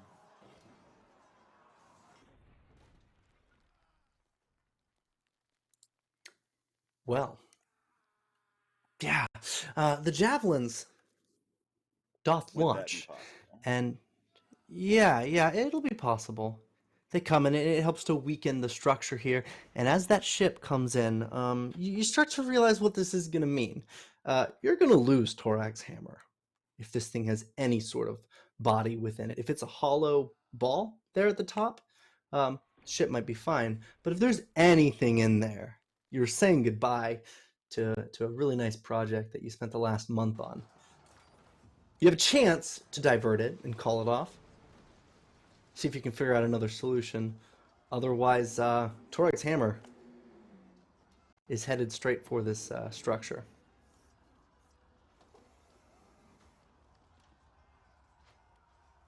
Yeah, go for it. Okay. So it lands with a boom. I mean, this resonates. Torag's hammer shatters with one whole half of this spherical thing.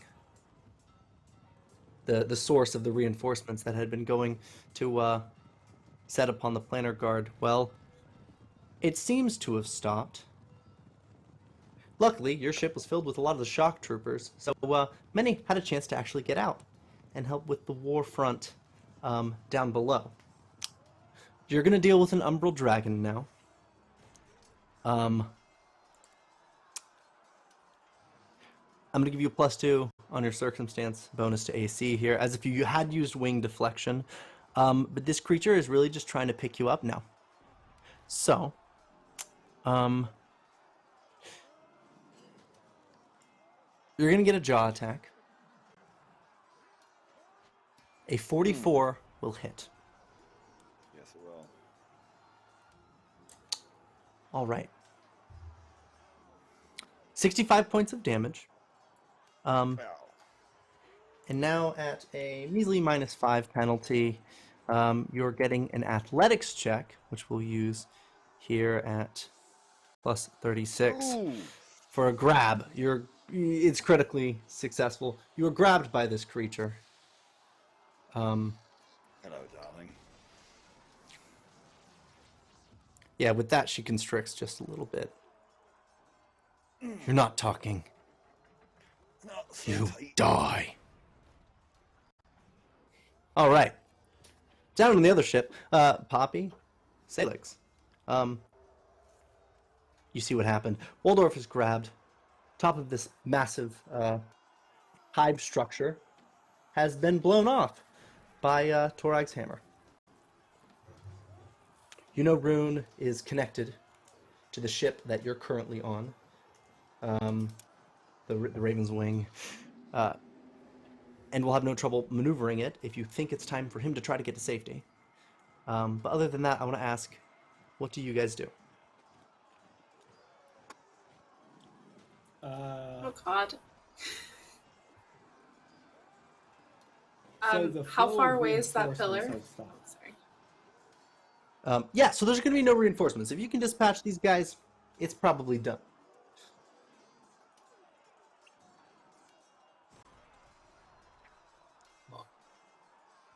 And how far away is the tower from us that my hammer just crashed into? 200 feet away. It's gonna take me too long. Yeah, for the briefest of moments, it looks like Poppy is about to fly that way, but quickly realizes that she might be too slow and Sailix would be faster. I can take care of the rest of them. You go help Waldorf. You like shout down to Sailix.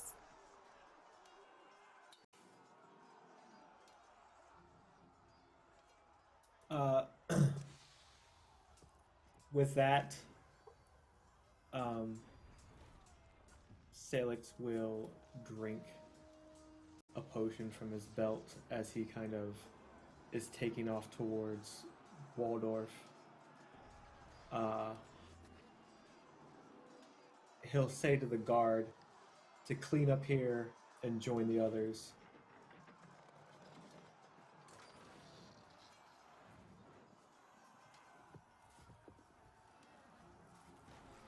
Okay, so you head to Waldorf. Poppy, you're first on initiative here. Would you like to make your attacks against the remaining constructs aboard this ship? Yes, I would very much so like to do that.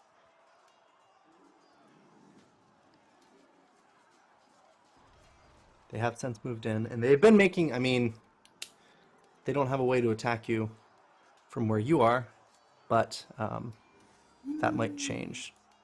They're equipped with quite a lot. 35 isn't going to hit. Oh my goodness. Okay. None of my arrows hit, apparently. Okay. That's fantastic. Really not pulling through with the luck this time. Yeah, that's fine. It's fine. Everything is fine.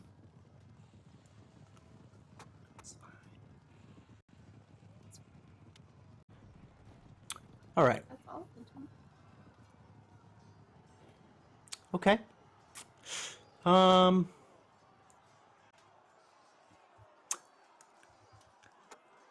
They're going to start clashing with the Planner Guard, and I'm going to tell you right now, they're a lot stronger than the Planner Guard.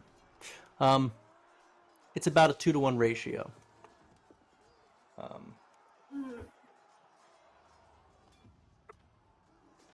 Wait, so they're stronger than the Planner Guard before Sailix leaves? Because if it looks Individually, like they appear to be stronger. Yeah. It takes 2 Planner Guard to take on one of these guys. Oh, fuck it. Yeah, well, so Sailix, you still have you can make this choice now. Sailix will drink the Greater Healing Potion, which is 68 plus 20. I rolled a 68, so if you could heal me 32, please. All right. And then I will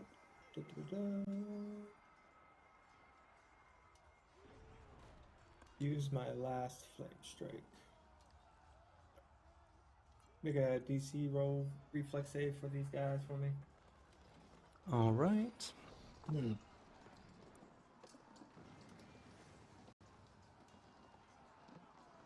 42 total. That is a success, but not a critical success, so they take half damage.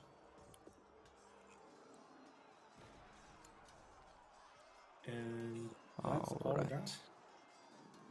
Yep. Well, with their weakness, since they are a pseudo swarm, still quite effective.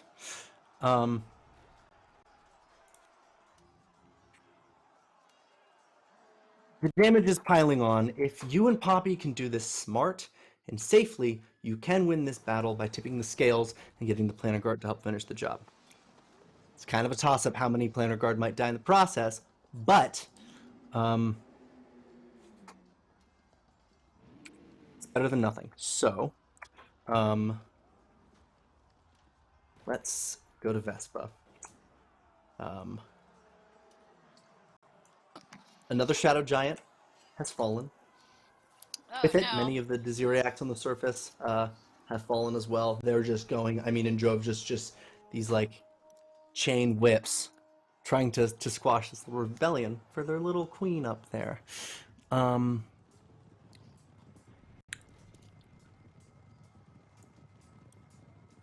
Quite easily, you'll find the entrance to the tunnel. I want to ask, are you putting on invisibility or a disguise of some sort? I'm doing invisibility, I think.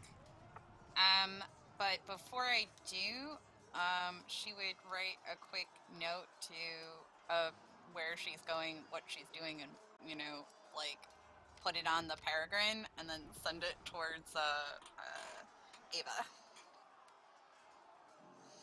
Ooh, okay. All right. And then, yeah, once it's in the sky, then she'd head down into the thing. And I'm doing my sneakiness. Right. So a stealth check. Mhm. You're going to be trying to hide from many, many different people looking for a potential threat. But overall, it's getting eerily quiet as you get lower. Mostly because you're just finding yourself lower, like finding these little tunnels to wind down and in this literal undercity. But make a stealth check for me. And a lot of it is hiding in plain sight because your guide here is trying to show you. I this am hero creature. pointing that. That is a great idea. Shout out to chat for giving us hero points.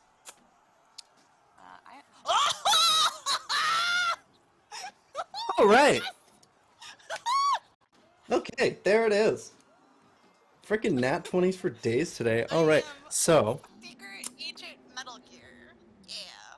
Where's my box? make your way down. Making my way downtown. Ziriac finally confesses, "There's been news." Speaking to you telepathically. Lovely. She sent an army at the gates.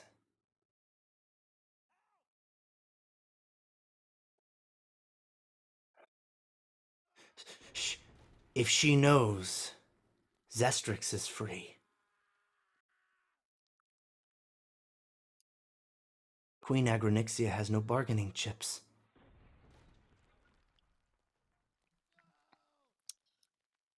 Then we'll just have to take him.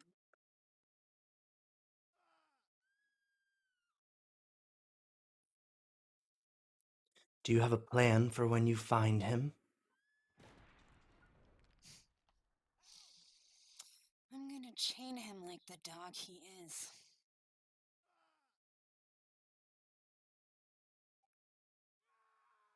All right. I think I know where they're keeping him. We may need to follow some trails. Come. And he'll just scurry along this strange... these tunnels. The light weavers, often these Desiriacs are referred to. They bend light and create these permanent fixtures. It's a cultural thing, mostly for aesthetics. But these tunnels, as eerie as they are for being in the shadow plane, are also quite beautiful. Too bad your guide here is terrified for his own life, because if he's found out, he's probably going to be flayed. Well, he's just walking along normally, and there's nothing to see behind him. Nothing to see here whatsoever, folks. Can we make a survival check to navigate these tunnels? I can't just follow my guy. So the guy is searching for something and still needs help in a way. It's a sprawl down here. Ugh. And he'll explain what he's looking for. Yeah, okay. All right, well, it's going to take more time. He has lived in cities too long.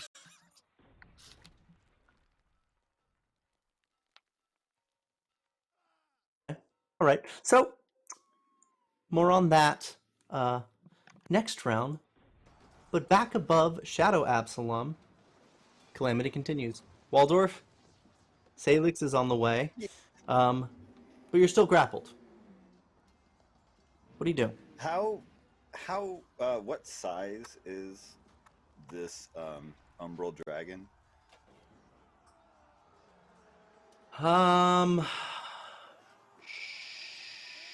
Probably too big for whatever you're thinking.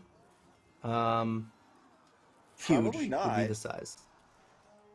So well, I'm large at the moment, and I have Titan Wrestler, which allows me to grapple creatures up to 3 sizes larger than me. Or no, sorry, 2 sizes larger than me. Oh yeah, large, then huge, then gargantuan. Yep, you would be able to. So to start my turn, I get back 15 hit points from my regenerate spell. I would like to then cast Calm Emotions on the Queen and say to her, "Oh, Your Majesty, my apologies for playing hard to get, but you're squeezing me just a bit too tight." And then I'd like to use my last action to try and reverse the grapple. So it's a will save for the Calm Emotions.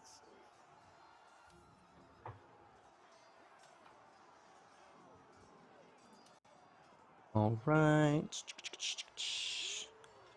Let's do it.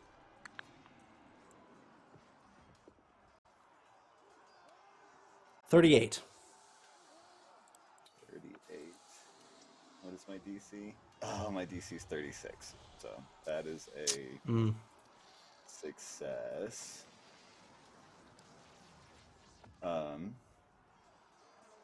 Calming urges impose a -1 status penalty to the creature's attack rolls. So she still gets a -1 penalty to attack rolls, and then athletics for the grapple. Just for fun, I'm gonna hug her back. 43. My darling. Waldorf has lost his mind. 43 won't make it. Seduce a dragon. I swear I'm not a bard. 43 will not make it.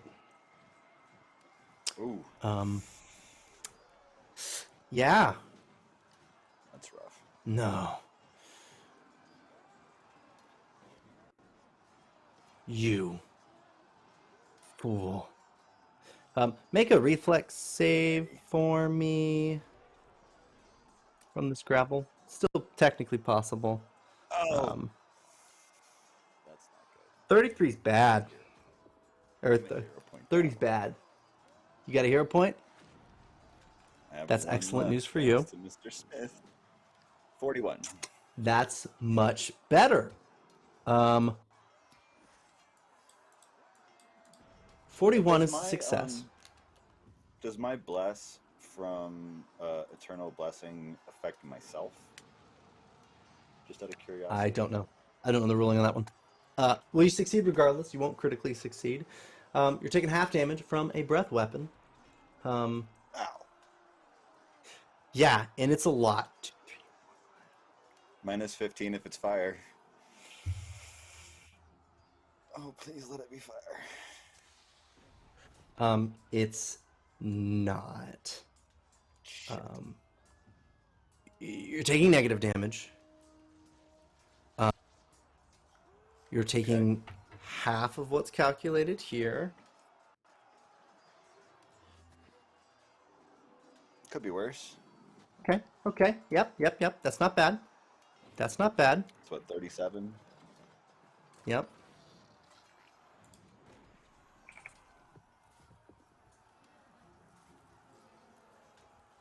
But you also realize that you don't really have any backup on the way. So it can be kind of difficult. That's okay. Poppy. All anybody Eva. is getting through the telepathic bond is just like almost maniacal laughter from Waldorf. He apparently thinks that this is hilarious. Oh my god. He's also in a lot of pain. He is in a lot of pain. Poppy, stop with the failing attacks, please. Hey, that's a hit. Okay. Thank you. This one. See.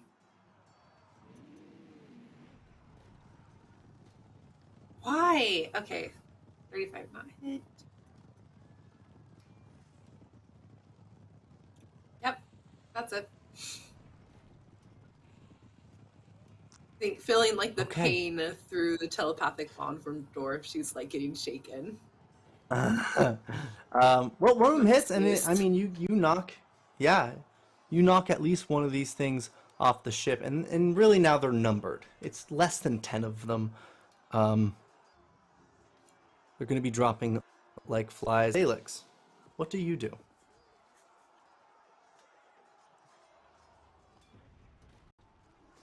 Over the telepathic bond, Sailix would tell Dorf to let the Queen know that Aghi's father wants to talk to her.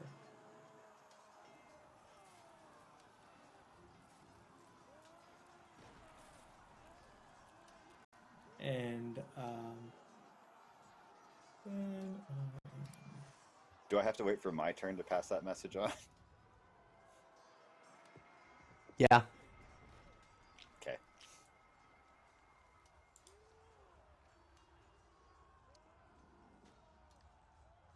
yeah, I'll hero point that. Thanks.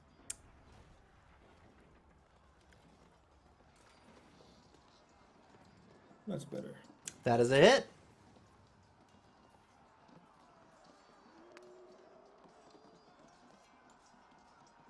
This is a swipe attack. First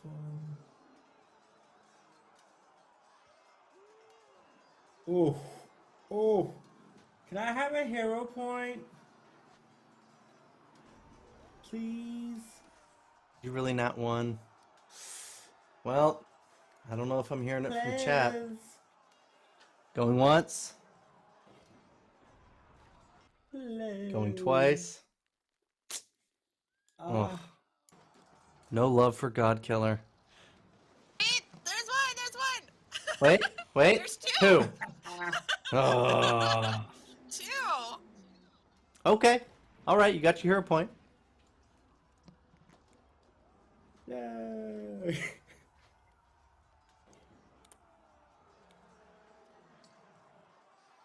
Oh, whatever. It's better than a 1. Indeed. All right. Well, Sailix, I'm going to tell you right now, these things are on their last legs. There's only a few of them left. Most of them have fallen away, and they're highly outnumbered by the Planner Guard, even though you already count a dozen corpses on the deck. Which is troubling, but... You take stock later. I guess since the only dwarf and the queen are pretty far off. There's no way I'm reaching them, right? Nope. Not with anything you've got. Okay.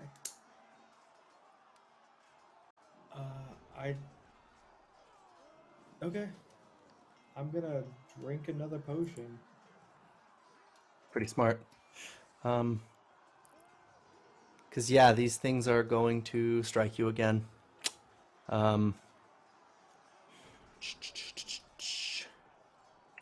They've chosen to fight to the death, and for that they retain their troop leverage bonus, even at their last legs. And for that, they're going to attack you...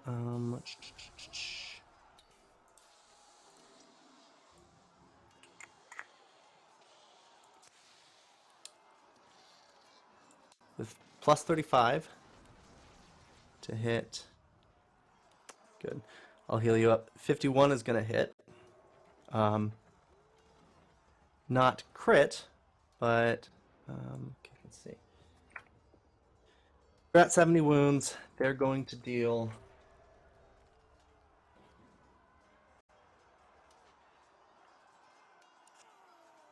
46 points of damage.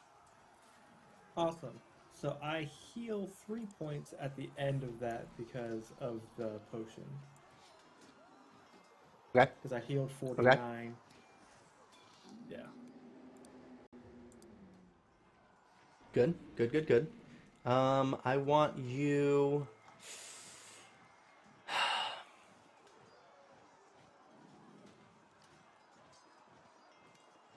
I want you to make a save.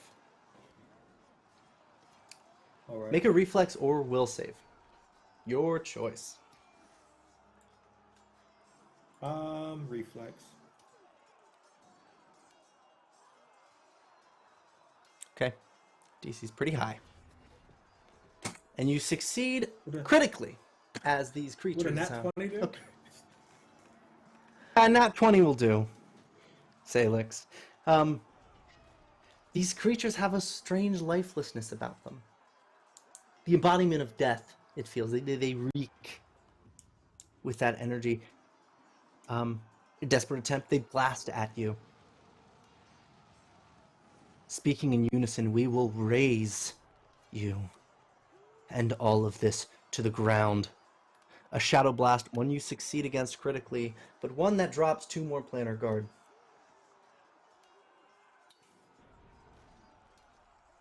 You're down 14 already. And the battle's only sort of just begun.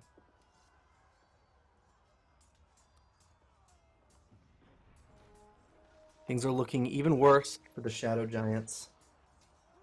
Another one falls. I mean, these Ziriacs are practically swarming them. You can see javelins, spears, other weapons embedded in these Titans. As they, I mean, they're literally throwing these attackers onto each other. But they're still just overpowered, falling one by one. Sailix, Poppy, Planner Guard, they attacked. I think that takes us back down to Vespa.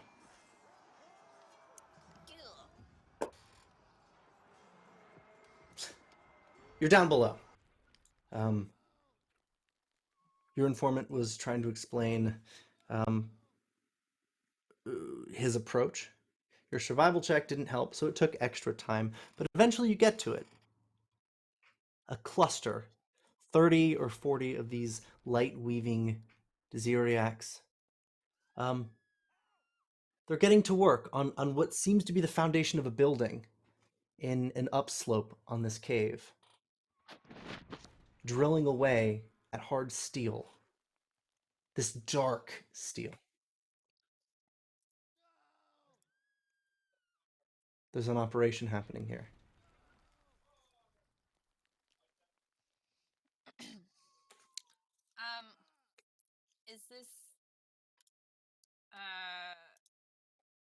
is the dark steel then presumably the prison?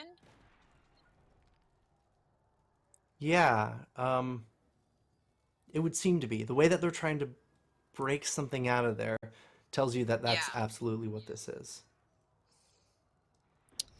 Okay. And now, are there any of the Absalom guards or anything, or have they all been like killed? There a lot of the fetchlings are. None of them would have made it this far down into the Undercity, because you're in the underground tunnels of the usurping force, essentially. There's plenty of fighting above ground with the fetchling guards, but nobody in here. You're 100% in enemy territory. And in fact, some of the other Desiriac in this hive have begun to question your guide. Nobody sees you, but they're highly suspicious of him. Okay. I feel like she's going to start moving to get a better position of and understand the area. Like, specifically, she would look for something she can, like, some sort of weak point in like the structure or something that like she can, wipe out the force, like by triggering, rock spalling or, a geyser of water from like something or whatever, like something along those lines, to try to like, reduce those numbers. Yeah, okay. Also, do they have any like obvious commanders or anything? That is a great seed to follow. It's going to be really hard. So they're all speaking in telepathy, so you don't know Yeah. what they're saying. But there seems Yeah. to be some tension along those lines. Okay. Where he can, your guide here is informing you that, yeah, there's a lot of struggle. Nobody really knows what they're supposed to do because they haven't heard word from Aghi. Okay.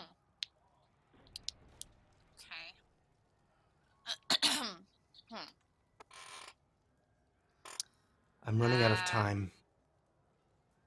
Says over telepathy as he's answering rapid fire questions from the other members of this militia. They're going to find me out. I'll be fine. You can go. He's in there, right?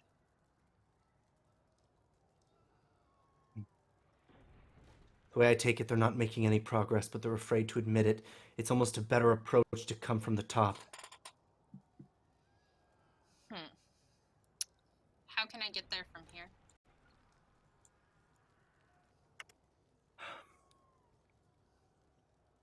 I don't even know how to explain. There's exit sigils, yes.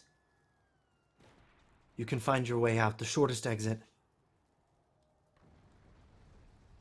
And with a very subtle nod, he sort of nudges his head over so you can see the one he's referring to. In the corner, just a rune made of light. It's a very chalky, pasty kind of light. It looks like bioluminescence almost, just along a cave wall. But it's distinct. Should I buy them time? Waste their time, rather. Keep them down here. Yeah. I might make a distraction for you, too. That would cover me Give them something against these incessant questions. Let's give them a good chase. So can I have V plant a bomb with like a delayed charge in one of the opposite tunnels or something like that to like give them something to go after or whatever? Yep. And then she would go to the you know, sprint to the exit. Fantastic. All right. Delayed bomb charge is set. You're headed up to the exit. Migyak is nervous. He's worried his little contingency won't activate in time.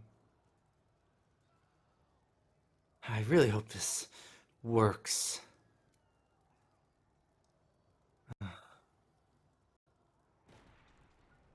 Could I bother you? He asks over telepathy.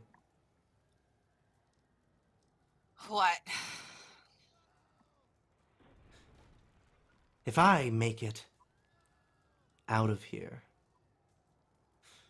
let's say I do a good job down here, really seek out your interests, I'll captivate them, I'll put on a show. What's 300 more gold to someone like you? Huh. Tell you what, sweetheart. You can do all that, I'll give you a job.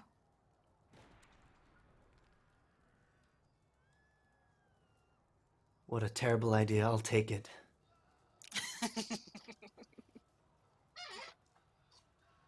I always have uses for friends in low places. This is the lowest place I've been in a while. Ouch. Okay. With the charge placed, you're headed up. Speaking of up, back to the Calamity, I think, next up, we're back to Waldorf. Waldorf, Yes. I think you wish to speak to this dragon. Exactly how far off the ground am I right now? You were near the tower. You're at least 800 feet off the ground. 800 At feet. least. Yep. Because the tower was 1,000 feet up. You're up there. About how long would it take to fall 800 feet? What? I don't know. You could. Why? Well, would like to say to the Queen, my apologies for not properly introducing myself. My name is Waldorf Skysteel, one of the Unforgotten. Perhaps you've heard of us. I believe we have a common enemy. And her father would like to speak with you. And then I would like to drop my divine vessel, which Okay. takes me from a large creature to a medium creature, which I believe, I mean, if you're willing to go with physics, she would no longer have a decent grasp on me. Okay. And I would fall out of her grip. But as we've already established, everybody on my ship had snapleaf talismans. They knew to abandon ship. Yeah, they're good to go. Yeah, but I have one too. Okay. And so I would like to activate my snapleaf talisman, which lets me fall with featherfall invisibility for a full minute. All right. So you're going to get a bonus on this attempt to escape, but dragon's clutches are dragon's clutches, and I need you to make an athletics check to break out of it. Wiggle out. Okay. Yeah. Oh, before I forget, I do heal 15 points, which brings me down to 80 wounds. Yep. Yep. Athletics, you said? Yep. Come on, baby. 43. That'll do it. With the bonus, it will do it. And, yeah, you get, so you're just dive bombing.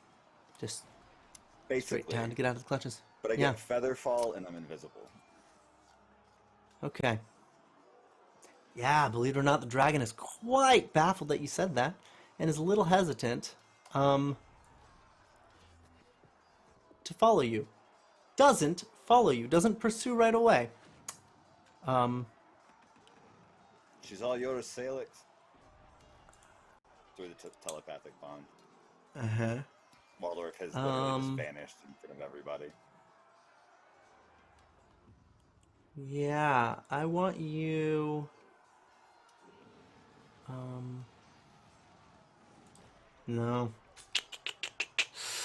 Yeah, I want you to make a will save. As you're falling, it does target you. You with me. Dragon says. Yeah. 46. 46. The dice gods are with me tonight. You...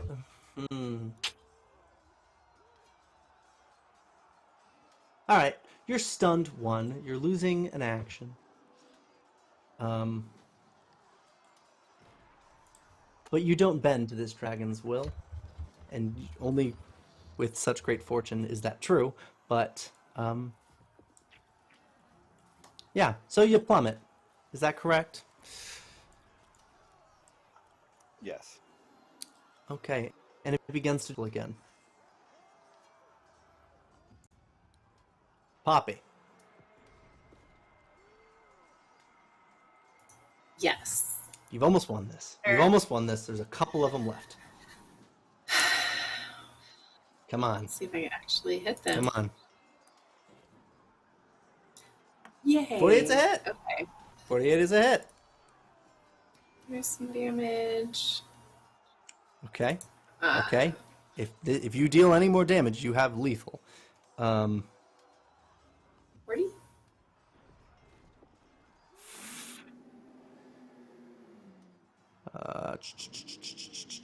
Let me check. 33,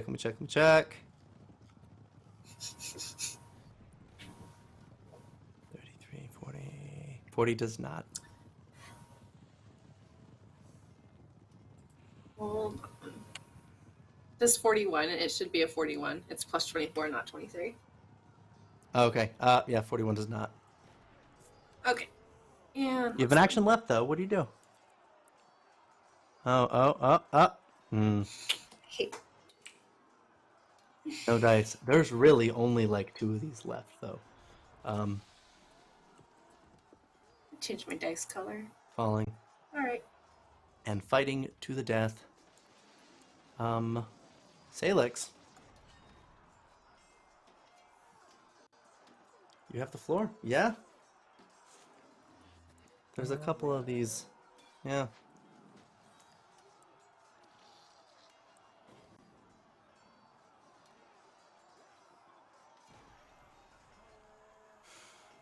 $43 does barely hit.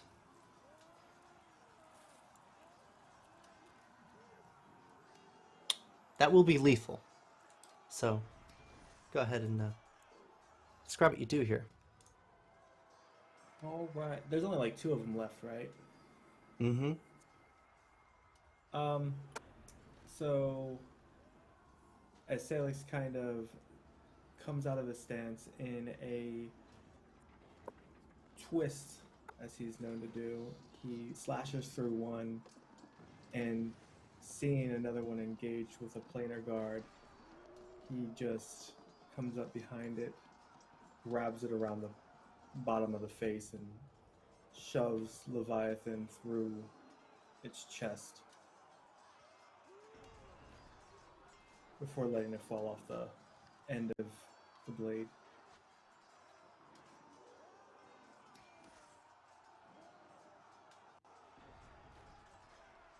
They drop. You've got control of your ship once again. Planar guard recuperating, but you know some of these bodies are not moving. Fight still rages on down there, though. So what do you do? Sailix looks around.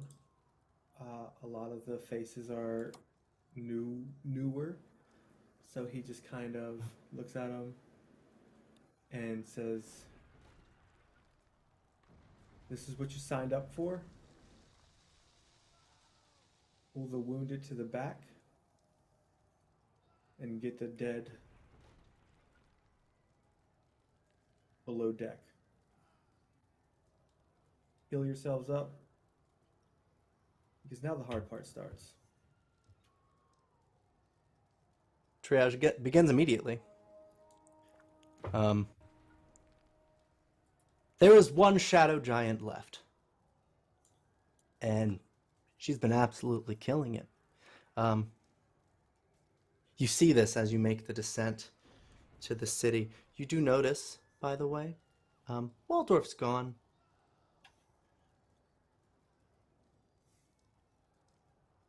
You're descending. You've got a lot of space to go, but there's no nearby threat, so combat has ended.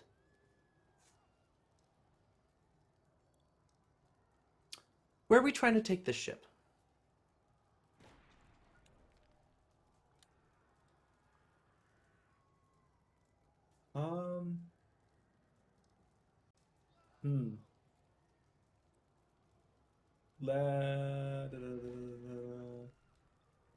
Where the bulk of the other shock troopers had landed.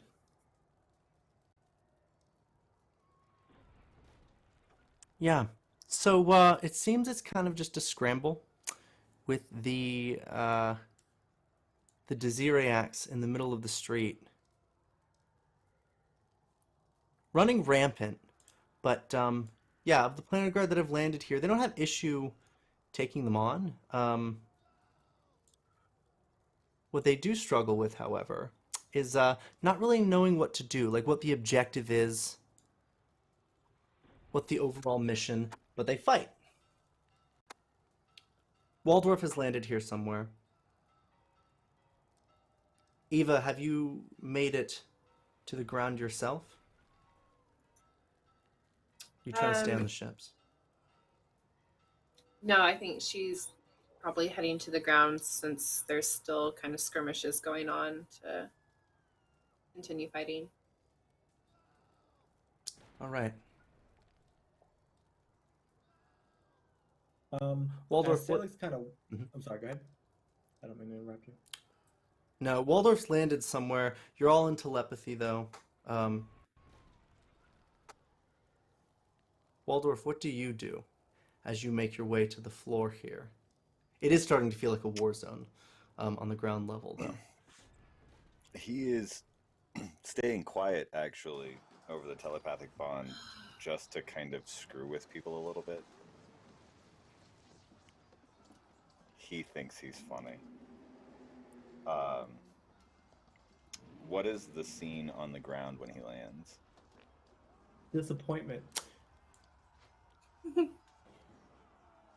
It's an uprising. I mean, these creatures are coming out of the ground virtually.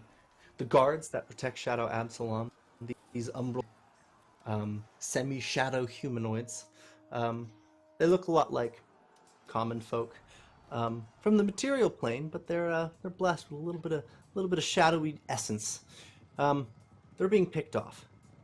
These Ziriacs, they come out of their houses either high up or below the ground, and they start hacking heads.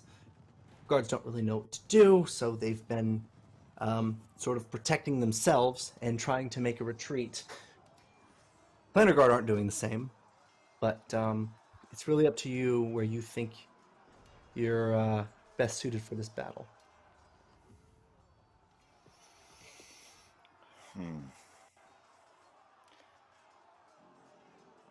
After enjoying himself for a couple of moments, he would definitely reach out and let everybody know that he's okay and exactly where he is.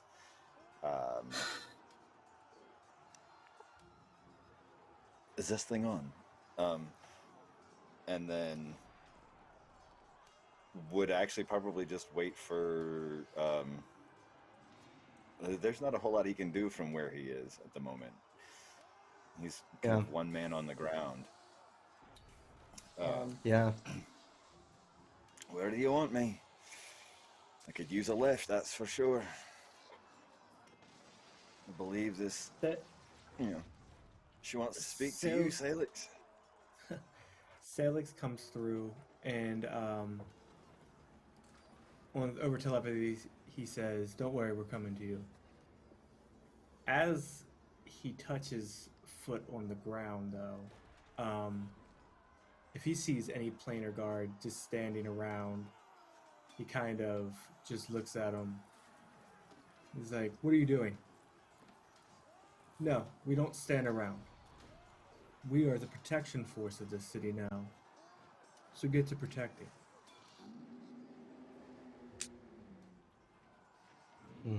Any citizen that comes under harm while we occupy the city is a death on our heads. So, don't let it happen.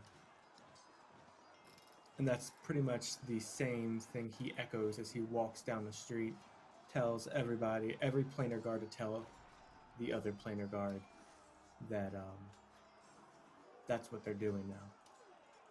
Innocent citizens in the middle of the street aren't going to get slaughtered. As chaos unfolds, Eva, you receive a falcon. Little peregrine. It would be Eriyn's. And attached is a note. What does the note say? It's basically just you know, "Hi, darling. Going into the spooky tunnels below. Found Zestrix. Can't let Aghi get Zestrix. Okay, thanks. Bye. See ya." Rune would report from the Raven's Wing that, yeah, it appears an army of some sort has marched to the gate. They don't seem ready to fight, but it looks like they're trying to strong-arm the umbral dragon that rules Shadow Absalom.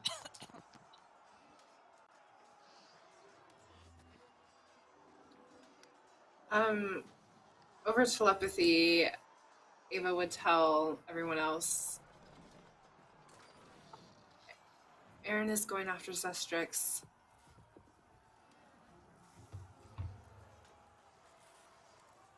And Oh, that's not good. By herself, Sailix. she's Which the most direction? equipped. She's the most equipped person out of everybody here to go after Zestrix. We have other things to deal with. This was the plan. We handle the top. She susses where he's at. If she needs us, she'll make a big enough racket and let us know. Which direction did she go?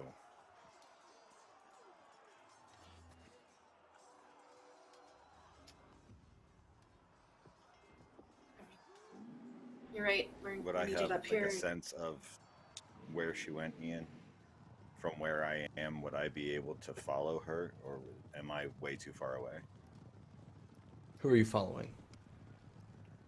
Vesparin. Well, the Vesparin hasn't been... You haven't spotted the Vesparin at all since you've been here. Oh, that's right. She's not on the telepathic bond.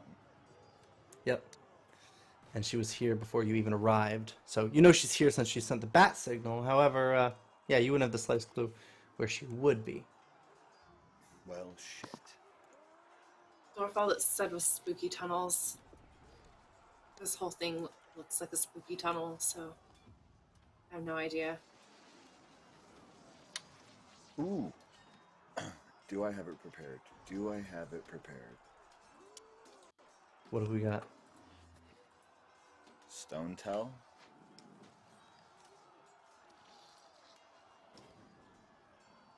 I don't. God damn it. No stone tell this time. Ava, you realize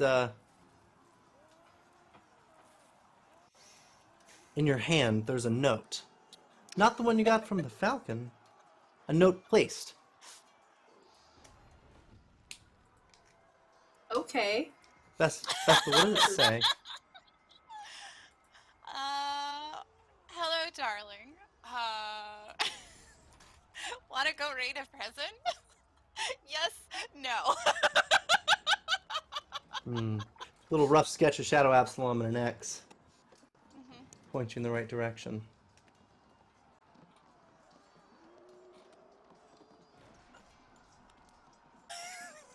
She's so irritating sometimes. You hear faintly the sound of quiet laughter.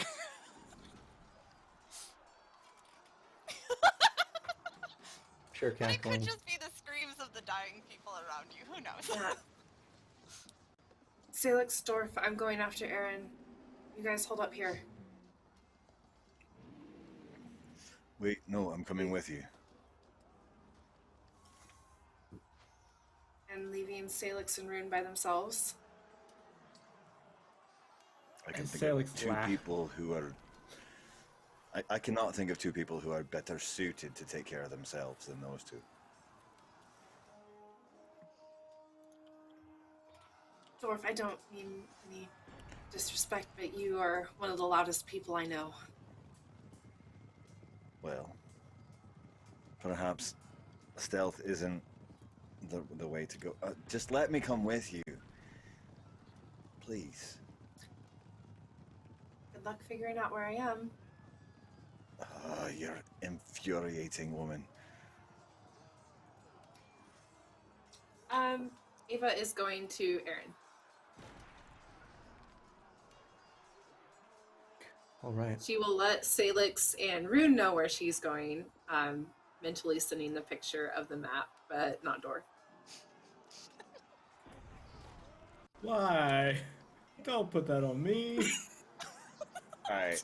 Okay, I wasn't gonna do this, but I'm gonna go ahead and cast Discern Location. Ooh. Okay.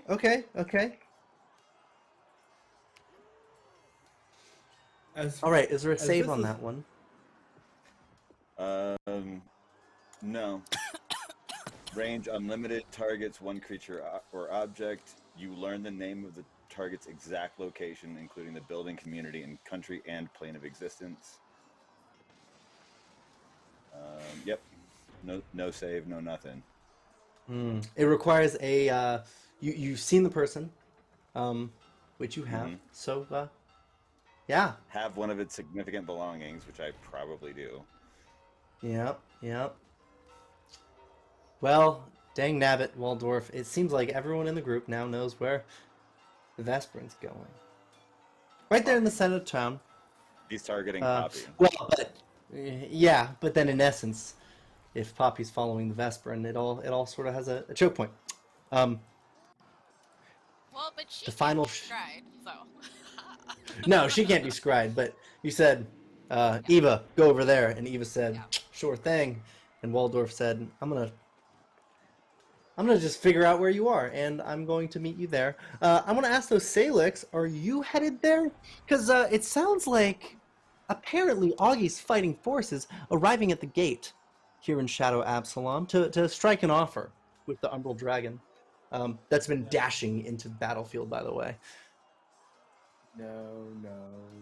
Sailix, while all of this is going on in the mental chat, has been making his way on foot, just walking throughout the streets towards the gate where Aghi's fighting force is at, letting them bicker back and forth. Sailix has put on his dad boots and is about to give a spanking to his daughter because you don't murder whole towns of people.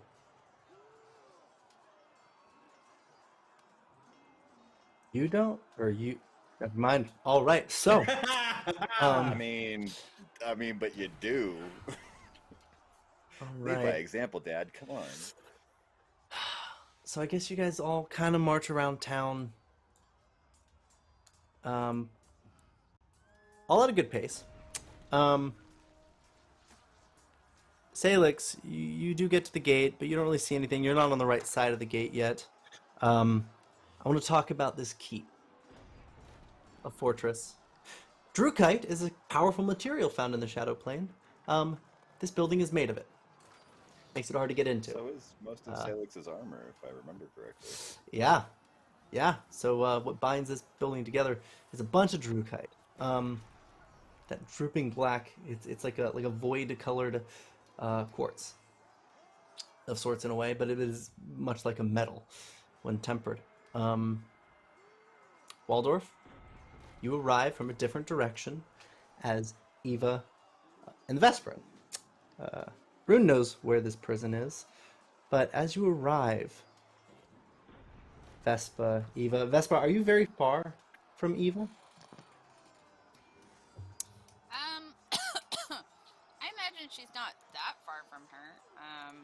You know, she's trying to do her thing of like scouting ahead and everything, but like keeping Ava within line of sight. Right. Yeah. Okay. As you arrive, there's a sort of a break in the chaos. There's not a lot going on here. And it's mostly because you don't think the Desiriacs nearby are trying to be seen around this prison, so much as they're trying to be working on drilling it from like underneath it. They're quite literally trying to just undermine the fortress. What do you do as you arrive here, though?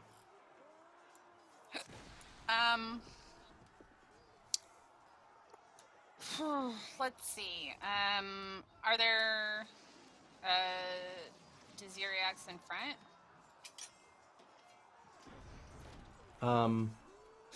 No, but there are guards.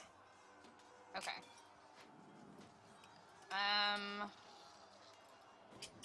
Oh boy. All right. She would try to sneak by them and see if, you know, wait for Poppy to do the same. Okay. Hey, Poppy. Are we trying to break into this prison? If so, let's get a stealth check. Let's do it. Let's see. Stealthy stealth.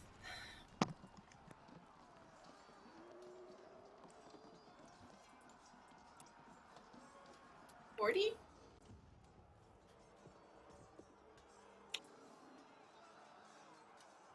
You're not spotted. Are you trying to sneak into this building?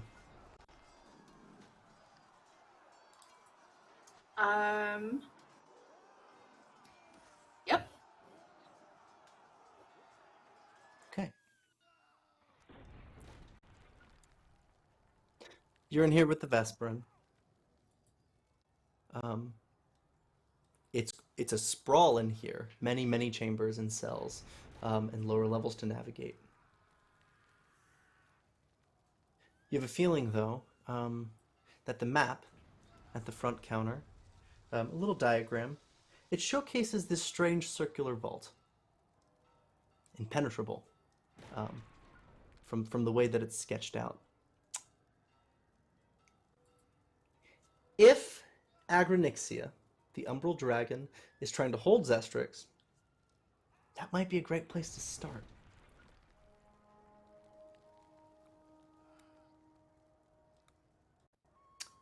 Oh, let's head there. Okay, and real quick, Eriyn, if the so Aghi probably wants Zestrix. The dragon probably wants to keep Zestrix. So I want to ask, what's your play here if you do get to him?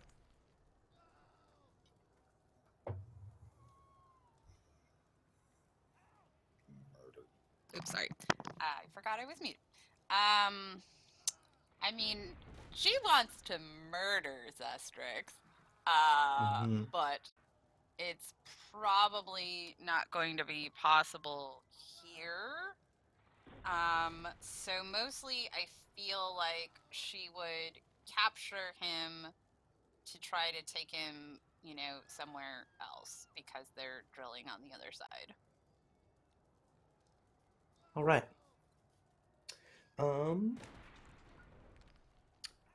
Okay. And before we cut away from you two, I will say you do get to this vault.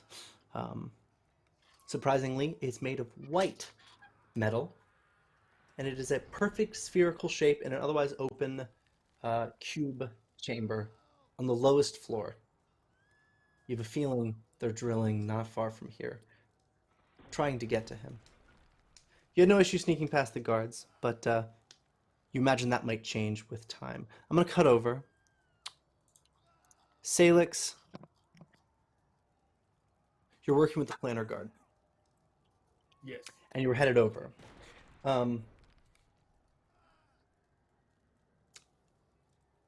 You caught the attention of the Umbral Dragon, who will attempt to land next to you. Technically, it provokes an attack of opportunity as she inches up. I want to ask, think she's trying to fight? No. She's got enough ranged attacks that she would have used that at an advantage and not enclosed All the right. distance. Where's Waldorf during this? You're following Poppy, is that correct? That is correct. Okay. So say the dragon lands.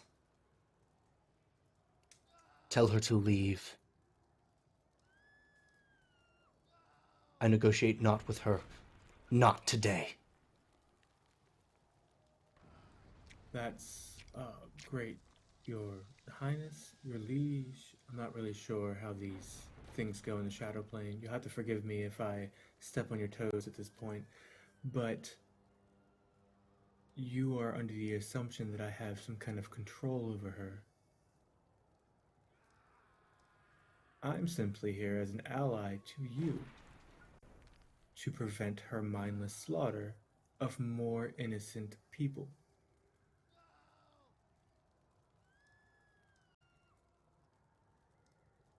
She's here for Zestrix. Right, which brings a whole nother thing of why you didn't kill him when you had the chance. I don't understand that one. You think killing him would fix this? I think killing You him don't would understand. The There's war. a lot.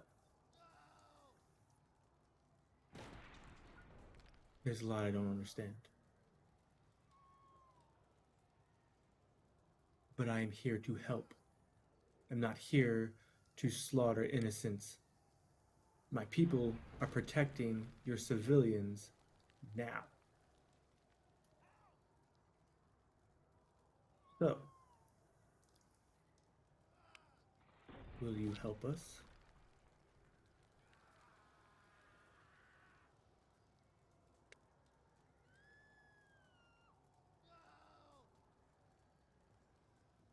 You should make a diplomacy check for me, real quick.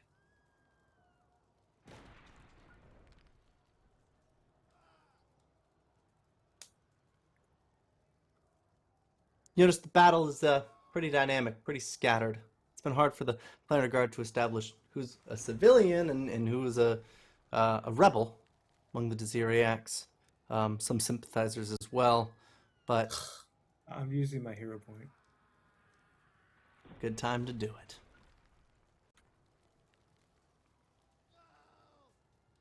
Better.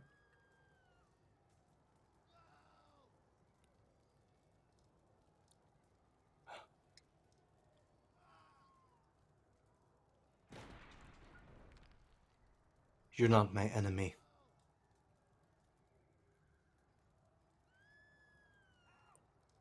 I'm not kneeling to you. None of us are. But until one's she's dead, asking. we're friends. No one's asking for anyone to kneel at any point in time. All I'm asking is to help.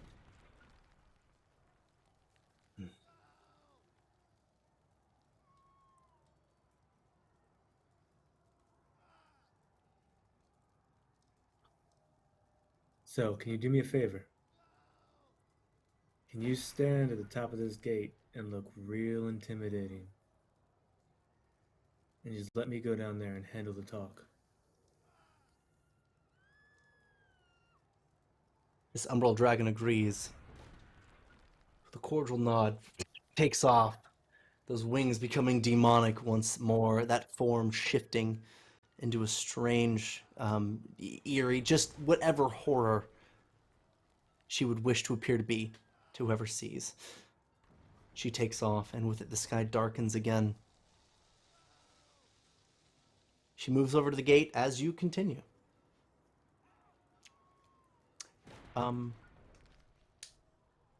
Waldorf. You arrive. You've discerned that Eva is entering a prison and making way through its complex. Are you following her in?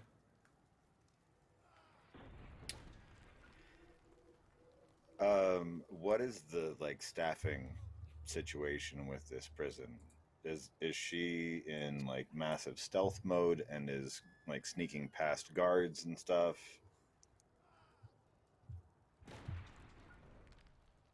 So you don't know. Obviously, she got past all the guards you see. There are plenty of guards posted outside this building, despite the calamity that's going outside. The literal riot of these hivelings coming out to just fight the city, to cause as much chaos as possible. And they yet are these not guards likely stand. to just let me in the front door. Unless you think you have something really compelling, but doesn't look like it. No.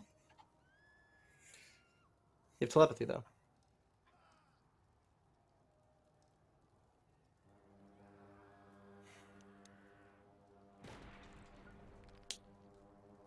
How many guards are we talking here? You see 4 stationed outside. You imagine there are more within.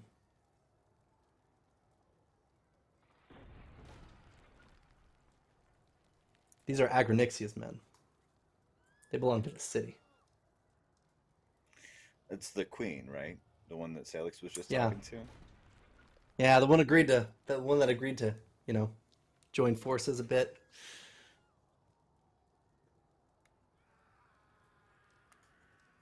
And how far away would you say I am? They haven't taken notice of me at all at this point in time.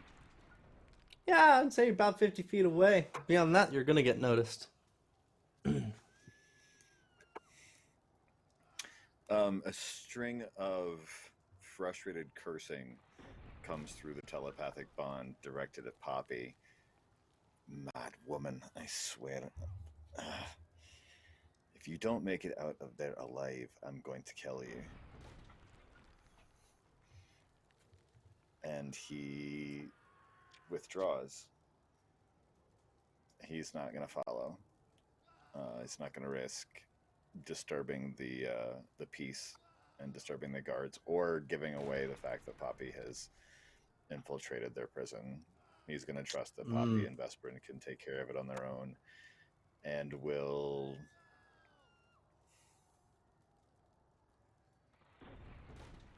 All right, fine. I'll start to backtrack towards Sailix. And where is Rune in all of this? Rune is piloting the 2 remaining ships, one primarily and one secondarily, and has been casting spells, raining chaos down on the enemies, but has now since moved over to follow Sailix and see what's happening at the gate.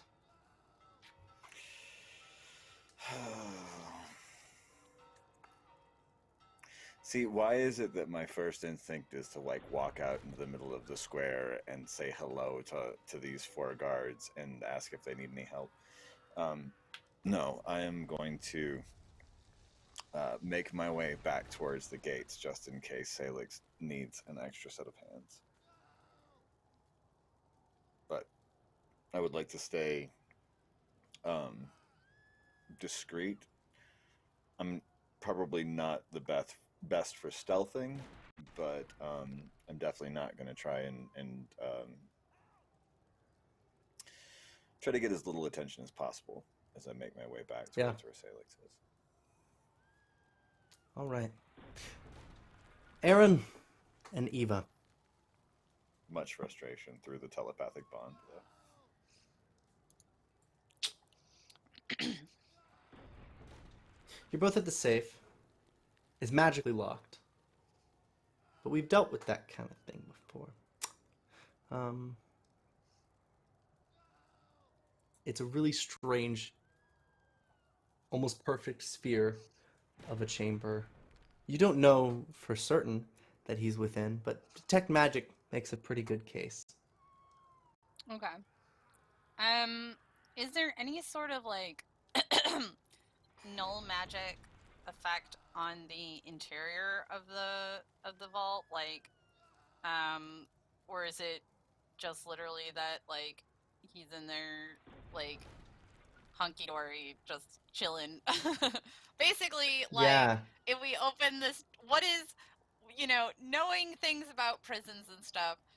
Is this a situation where I should prepare to have a fireball blasted at my face as soon as I open the door, or have they taken the precautions to at least like bind and gag him and do all that? Yeah. You imagine they probably did that. Zestrix is a sorcerer. And for that, that would be the only way to really prevent him from casting spells. Okay, cool. Then I guess at this point, Vesparin would drop her invisibility to go to work on the vault, and just kind of like give that like sort of like smug but like grateful to see her there look to Poppy. All right, darling. You cover me, yes? Don't even need to ask. Is this just like a single hallway going towards this door, or is Poppy able to kind of scout around to see if like there's a guard rotation or something? There seems to only be one hallway entrance. Yeah. Yeah, it's a descending staircase into this. Cool.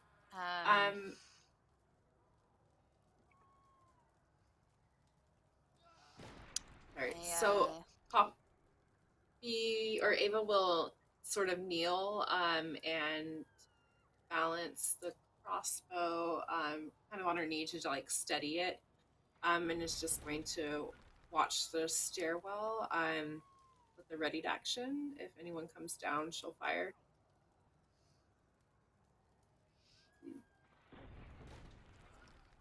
All right. So, Vespa.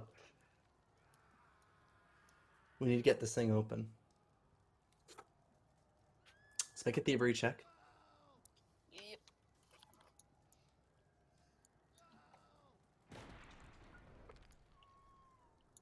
DC is 38. All right. How many nat 20 dirty 50s are we going to get? I like that they've been on my rogue shit though, because it's like this is master rogue tier. So like basically I just kind of see like she kind of like stares at the vault for like, I don't know, a few minutes just like looking at it, and then Poppy would see she like very carefully like taps like a couple places, like here, here, and here, and then pulls out like a set of tools or whatever, and then just starts like making little drills in like the specific points that she entered. And then she would I'm assuming, Ian, that I can open it, right? Yeah, no.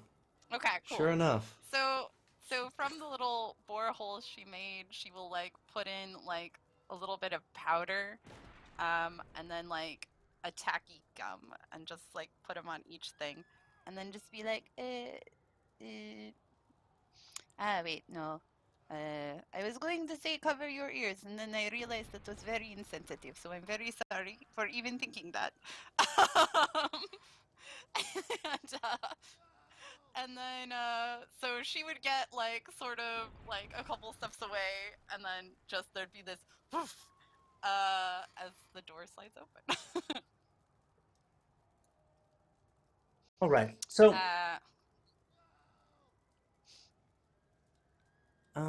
okay. Actually,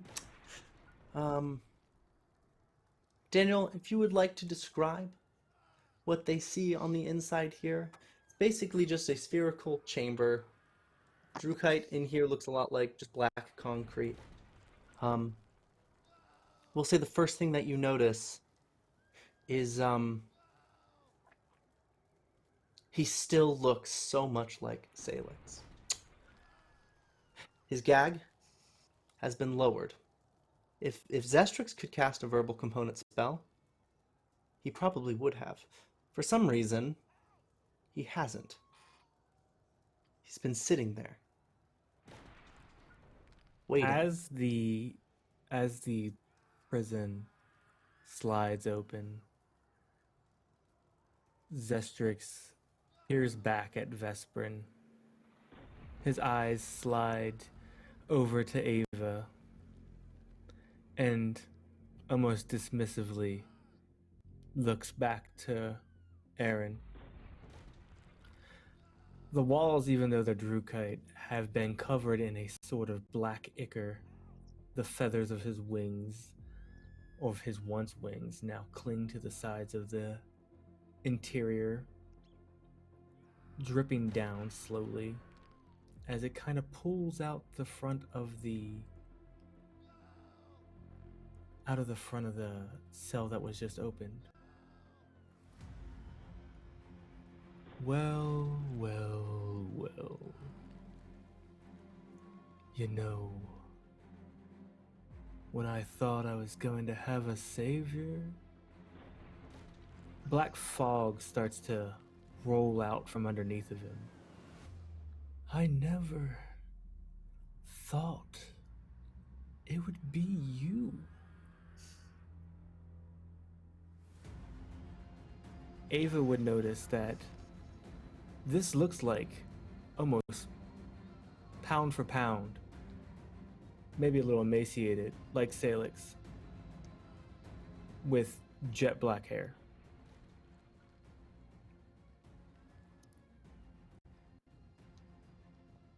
I made a promise long ago that I would be the one to see you to help myself.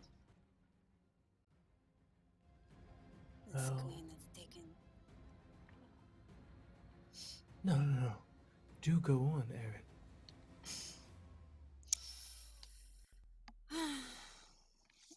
I do not owe you my time nor my best banter, motherfucker.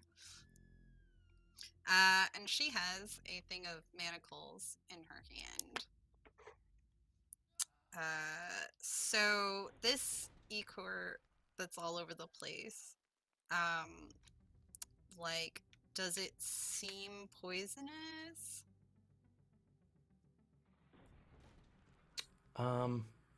What Zestrix is emanating. Yeah.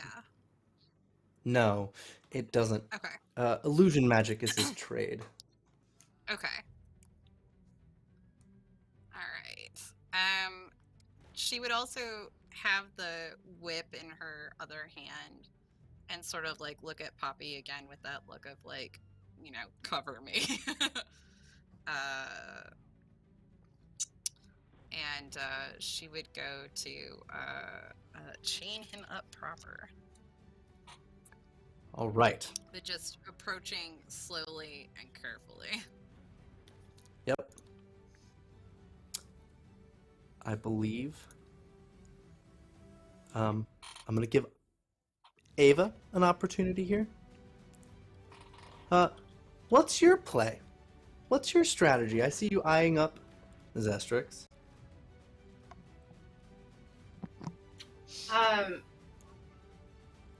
Oh. Why are we trying to take him alive? Because he does not die so fucking easily. And I have a plan for that. And she'd give Poppy a wink.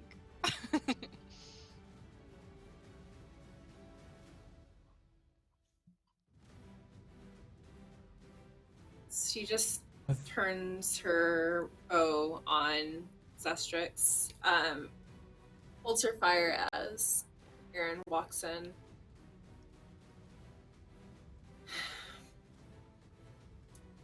I mean, if we put a couple arrows in him, I'm sure he wouldn't survive.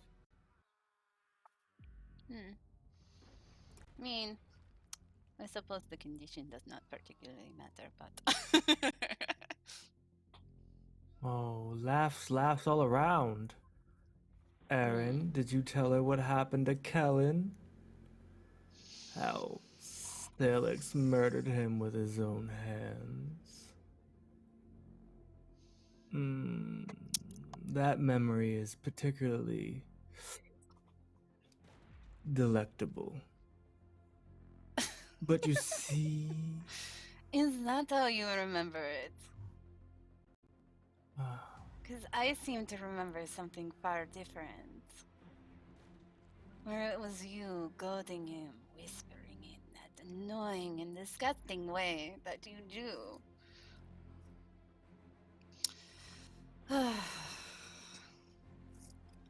He is such a total fuckboy. Tell If that I put an arrow through his throat, he won't be able to talk. to your daughter. I have. And at that point, the form that's in front of Vesparin falls to nothing. And throughout the air around both her and Ava, all she hears is screams of the guards. I never needed you to let me out. I just wanted to see how far things fell to shit before she came and got me. I'll see you topside, Sea Witch. Can Ava use a rod of negate magic?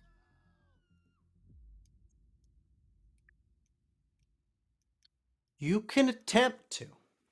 Yeah.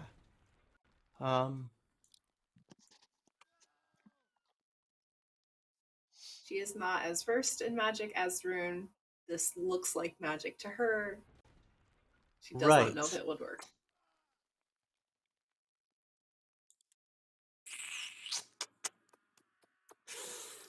While I look at this item, what I'm gonna add,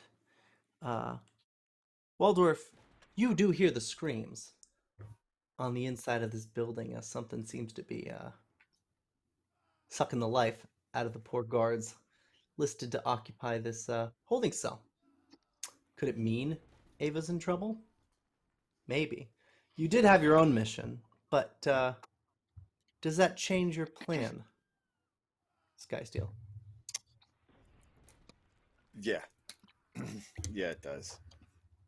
He does an about face and just full speed back towards the prison where he knows Ava is. And he's like calling out over the telepathic bond, Poppy, are you okay? Talk to me, girl. I'm fine, but it's not safe here.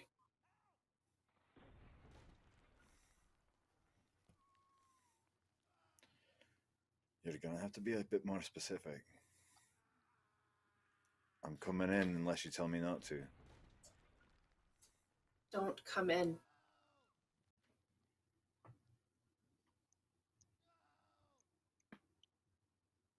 I don't know what Zestrix can do. You'd better survive this. Maddening woman. Is there anything that I can do to help the guards that are outside? Does it seem like if I get them away from the prison that they won't be under the effects of the spell? So some of them are going to... Yeah, so the ones that are stationed outside are drawing weapons and they're ready to head in. You can try to see if you want to actually save them by interfering. It involves doubling back and trying to get their attention.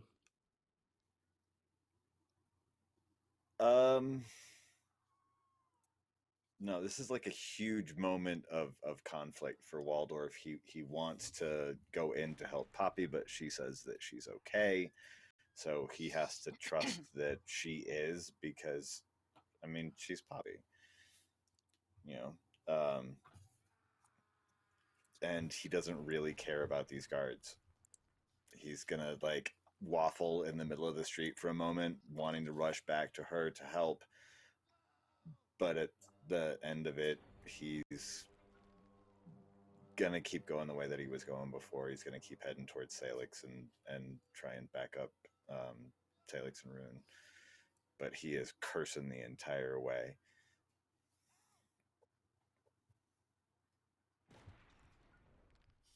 Right.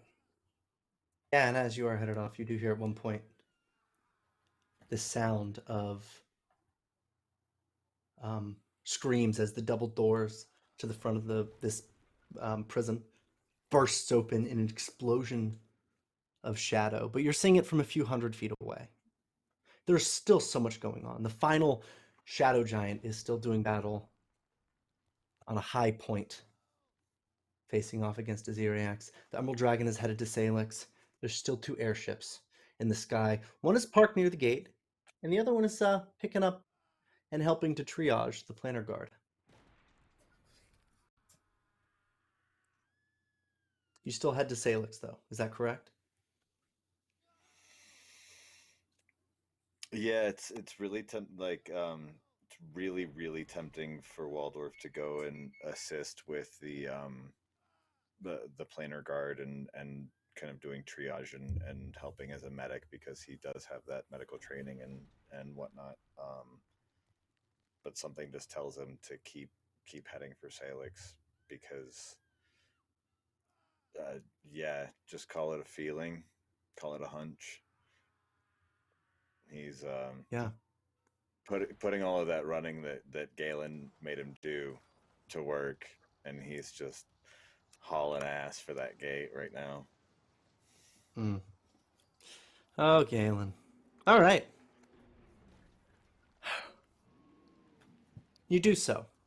What you see is, eventually, when you do finally get there, a war effort assembled outside the city gates. We're talking on this main road that disappears into shadow, mind you. It's soldiers as far as you can see, all sporting that matching brilliant ruby hair and pale porcelain skin. Identical. Some vehicles, carriages, equipment, supplies. They've traveled, it seems. And they're here to make what looks like an offer. An iron golem stands at the center.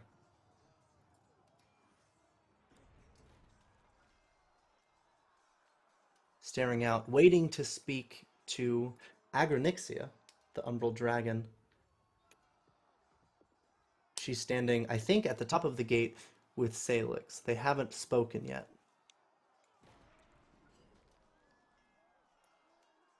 Waldorf, do you say anything over telepathy to Sailix here? Briefly. Just, I'm here, lad. I've got your back. You just let me know if you need me.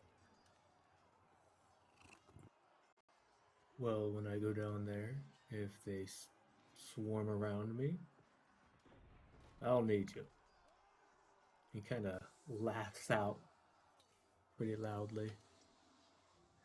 Over the telepathy, Sailix will ask Rune about the construct, because he remembers Rune telling him something about golems, asking him if he could just dispel her. Yeah, this one seems to be from here. She does call out, though, in common. asking to speak. I'm going to cut from there, though. It's like they were waiting for a cue to make a demand, and they're finally ready. But that doesn't matter, because what matters is Vespa, Poppy, suddenly it's a lot easier to get back up. It seems Zestrix went on a little killing spree on his way out, and has actually made it out. What do you two do? Okay. So, do we see him or just the evidence of him?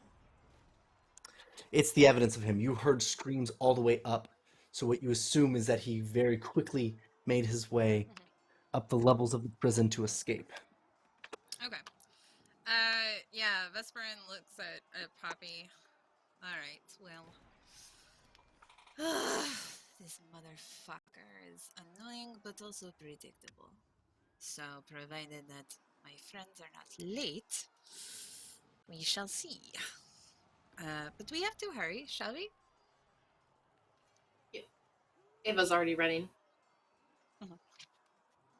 Dashing. All right, athletics checks from both of you. DC 36. Let's do really good on this one.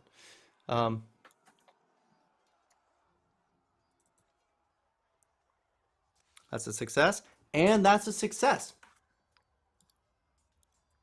You make it to the city level. Sweet.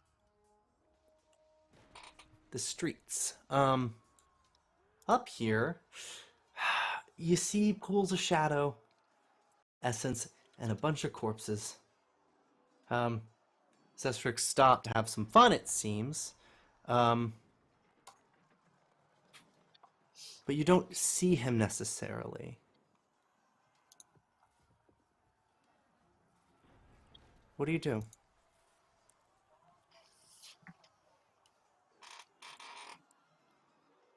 Is there sort of a line of corpses?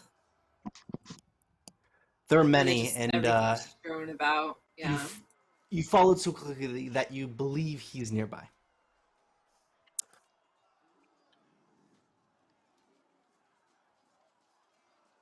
All right.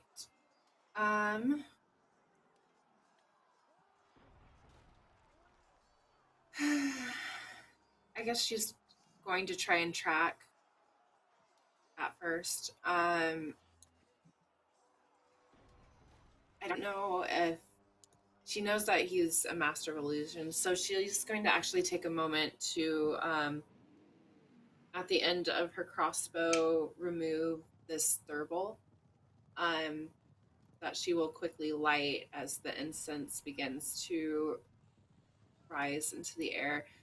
But she will actually look through this crystalline lens that is in the center of it, granting true seeing and a bonus to perception. She's looking around to see if she could find him. Let's see. 2, 3. Oh my god. Okay, I'm gonna use. Oh. Nope. No hero point either. Chat. Nope. He's nearby, though.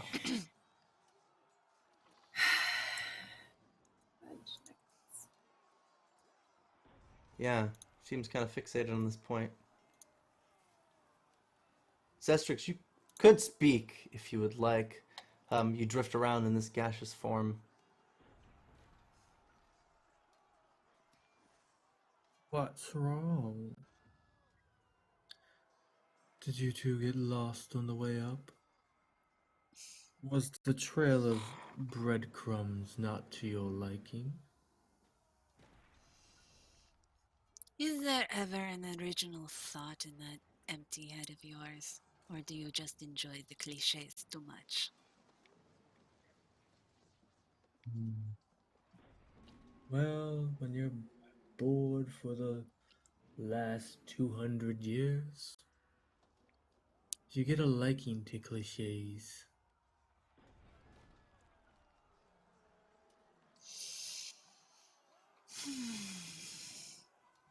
As Zestrix and Eriyn are talking, if there seems to be a point where like the voice is particularly coming from, Poppy or Ava is like slowly moving in that direction.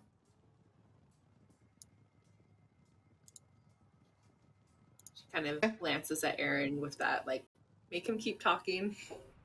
He seems to like doing that. I am surprised you have not started monologuing about your grand evil plan yet. Isn't that also what you bad guys enjoy doing? Oh, indubitably. But I don't give a shit about you or your little lackey that you brought with you today. I just But want to it get seems back like to... you do, Zestrix, because you just keep on wanting to tease and taunt and gloat and do all of those things.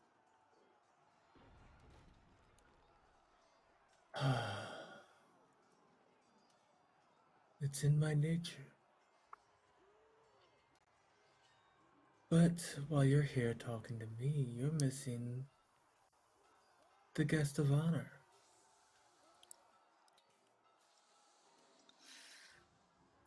But you should know by now. I do not like. You're the one who I wanted to dance with this evening. It would be rude to leave, wouldn't you agree? It's been a long Not time at all. coming.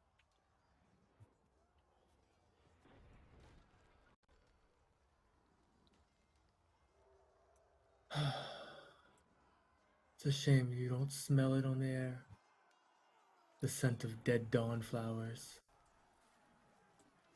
It is intoxicating.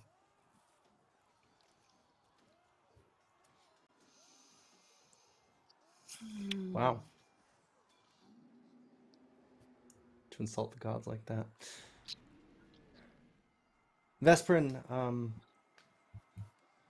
you can make a perception check. You're trying to Okay. spot Poppy. Takes a whopping -4 penalty to auditory perception to try to hear. So this becomes more difficult. She gets a 43 and you get a 42. 43 is the DC. Poppy, you can spot the gaseous presence if for just a second up in a corner somewhere in this dark and dreadful place. You think you know where Zestrix might be. Oh gosh. What a ghost touch.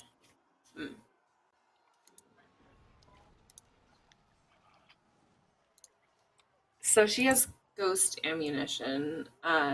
It can hit incorporeal creatures. Okay. So she is going to switch to that arrow and fire at this gaseous form. Oh, okay. Make an attack. Yeah. Just roll it in.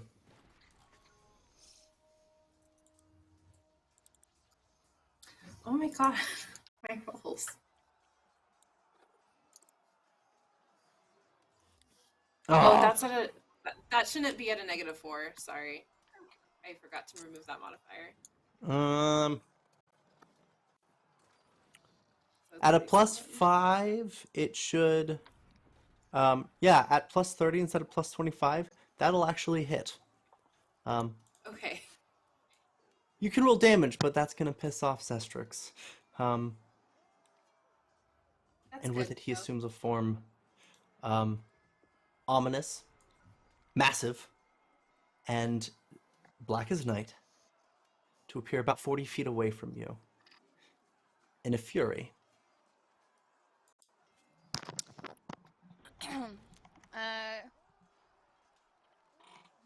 Vesperin would do like stick her fingers in her mouth and give a whistle. It is a very particular pitch.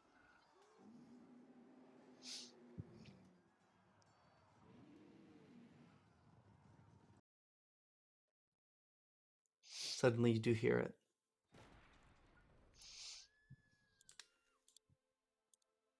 The signal, whatever it was, it worked. It's going to take a second, though. What would you say to Zestrix? Is he in human form or is he still a gas?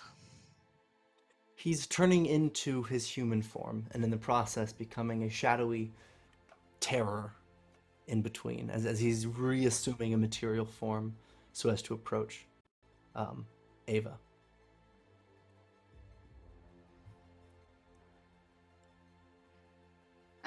She has, again, the whip in one hand and the knife in the other. And at this point, she is just pure assassin, that cold, calculated, just void of emotion. She looks at Zestrix like she's looking at just a summation of pieces, not a person. And just sort of tilts her head as he's beginning to shape and coalesce. You're incredibly predictable, Zestrix. And just so you know, it is not even satisfying to trap you. But at the same time,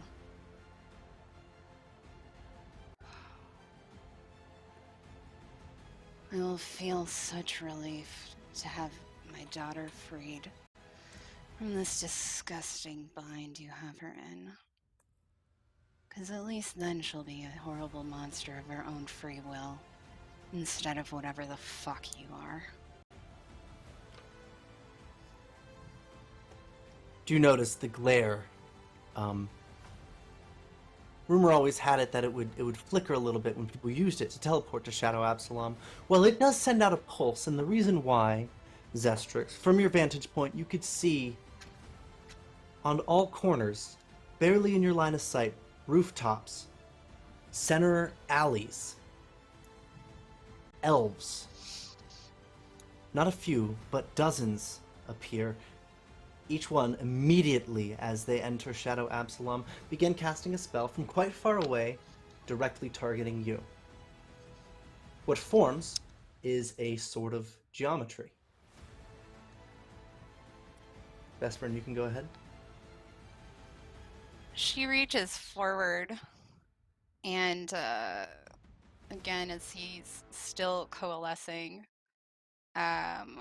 just simply walks up to him and gives him a light caress on the side of his face as she looks at him. I hope you can feel that, all of them, just for you. And I hope that in this moment that you know true fear as absolutely everything is taken from you in the same way that you took everything from me. And with that, she would give him a kiss, and Zestrix would feel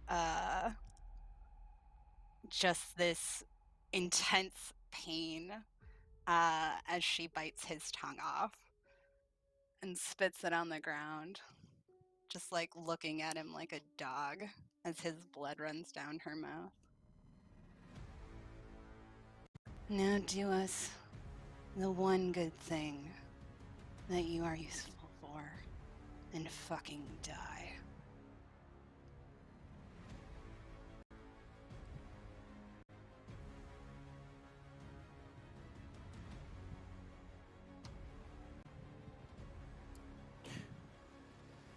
Zestrix, you're aware you're being trapped by ancient elven magic. Is there anything you wish to say before it happens? No, he just smile, and I mean, he's being imprisoned. He's been in prison before. Kind of look at just watch everything happen. All right. And with that, the shape cuts him away, divides him, ancient Alcedon magic, Yoral magic, rather, puts him locked away in a little crystal. Centered, where he was, many elves are here to lend a hand. But I want to ask, once you have the crystal, Eriyn, Ava, where would you go now? You know, the last remaining threat, really, is at the gate.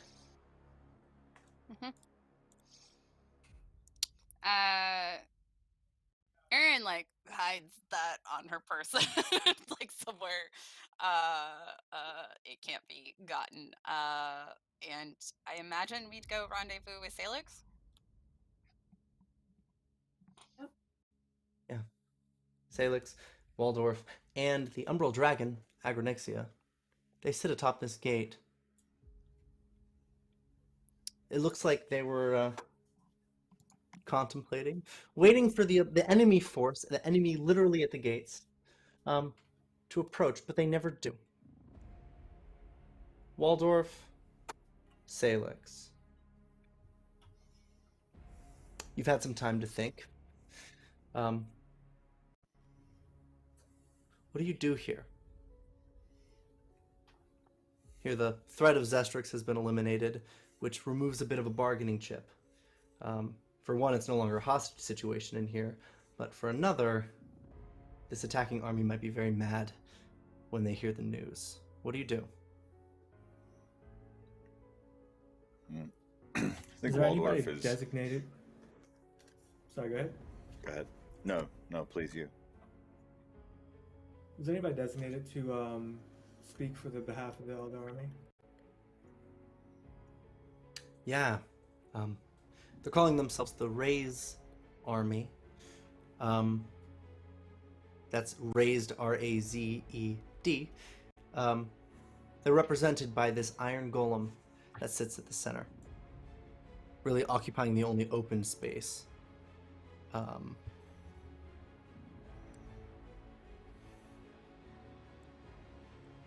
But so far, she's just been idly watching, waiting, as if she's expecting backup here, but the backup that's never going to come. Because Zestrix is captured.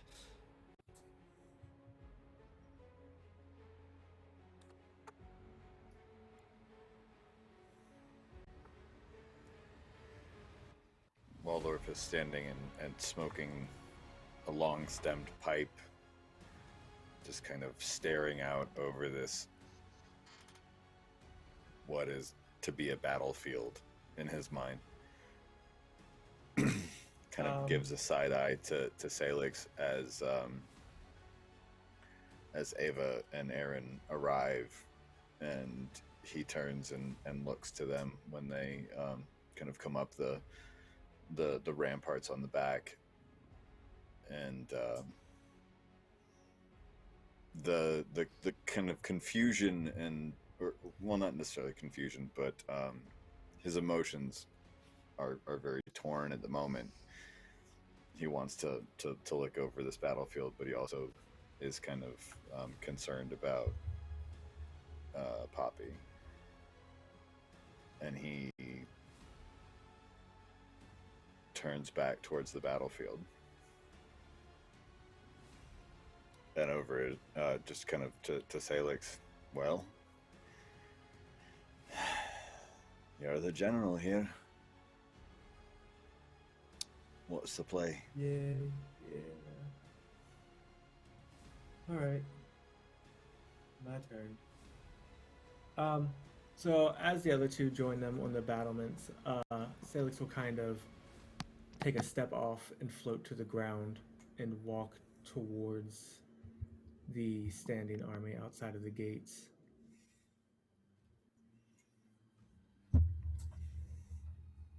Holding his arms out wide, he looks at the large construct. if you're looking for some signal that he's coming to help, that you're gonna take him back to her, well, you can keep looking, but it's not coming. You can tell her that he's dead. I'm sure she'll feel it in her chest. No.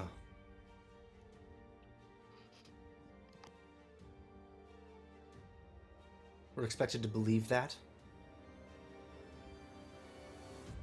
I am Sailix Lavendil. As he slowly rises into the air, I taught Aghi everything she knows.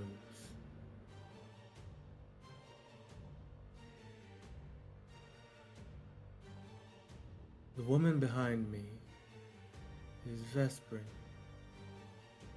We molded her, shaped her into what she is. If you think for 1 second that I couldn't handle one little shadow, then you insult me. And I'll send you back to her in pieces.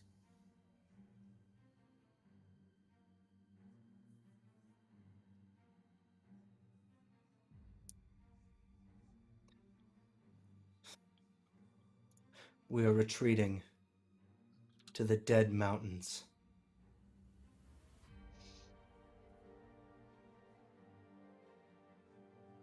But I know one Lavendil, and she'll have your head.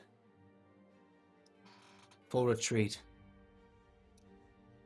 She calls. As they kind of start to retreat, Sailix floats back. Pro tip, love. You never tell him where you're retreating to.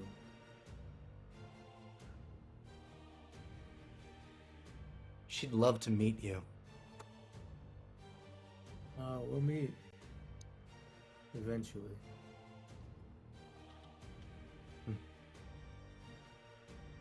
The army does retreat.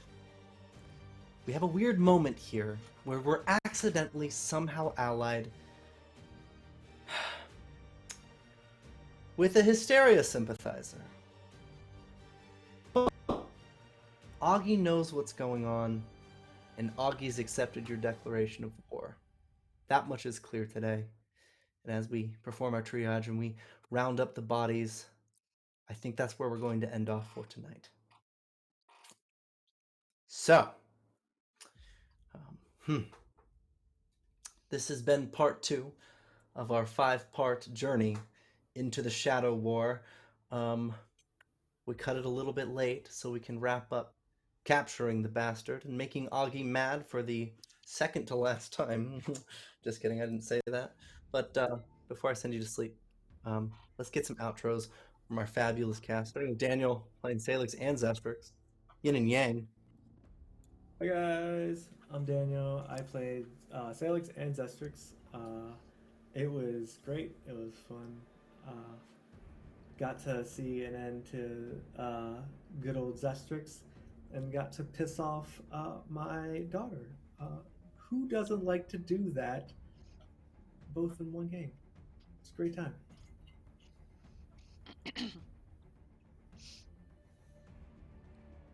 Right, James.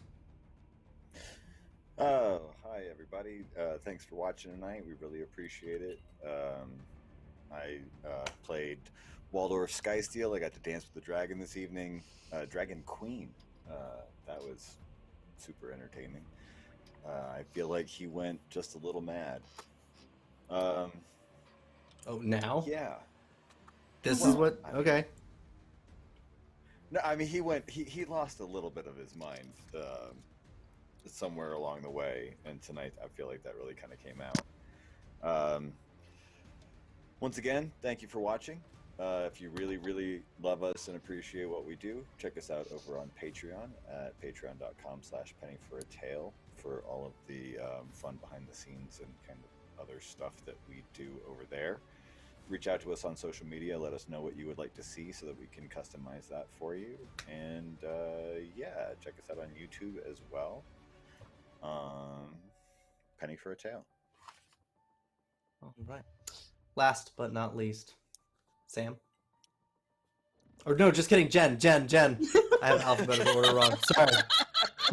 The same initiative order. Hi. Second to last, but Hi. certainly not second to least. Jen. Oh my god. Hi, I'm Jen. I go by Savage Sparrow on the internet. SavageSparrow.com is my super cool website for nerdy shirts and apparel. Wow. So I had put in so many times and done a bunch of crazy stuff for a while now to try to successfully trap and destroy Zestrix. So I was really, really happy to be able to have that come about in such a cool way. Thank you, Daniel. Thank you, Ian. Like, it was so much fun. And like, it was really cool to get to be like scary vengeance lady. So I had a really great time. I'm sure Aghi will take it very well, and things will not get worse. Oh yeah. You know. Speaking Honey, of I killed Aghi, your boyfriend. You're welcome. yeah. Jeez. All right. Sam. Yeah. I'm not that I know what Aghi is thinking and what she would do, but I mean, you guys are siding with Hysteria sympathizers. Yeah, you guys are the worst. And It's just war. you guys are kill on sight too. But yeah, it's just war. All's fair in war and war, I guess. War and For war, love. war. Yeah, more, yes, all the war. Anyways, I am Sam. I played Ava Ravenswood tonight. And got some pretty great shots off, got some not so great shots off. But yeah, I'm excited to see where this goes. And I just need to like shout out Daniel for the amazing line of like the scent of dead dawn flowers, because that was absolute poetry. Ugh, Just saying. chills. So good. Vicious. So good. Vicious. Amazing. If you want more Pathfinder content, check us out on Tuesday at 2 p.m. for some Naltulf, which will be GM'd again by that guy up there. And I think we might Indeed see it a will little be. bit of that person over there.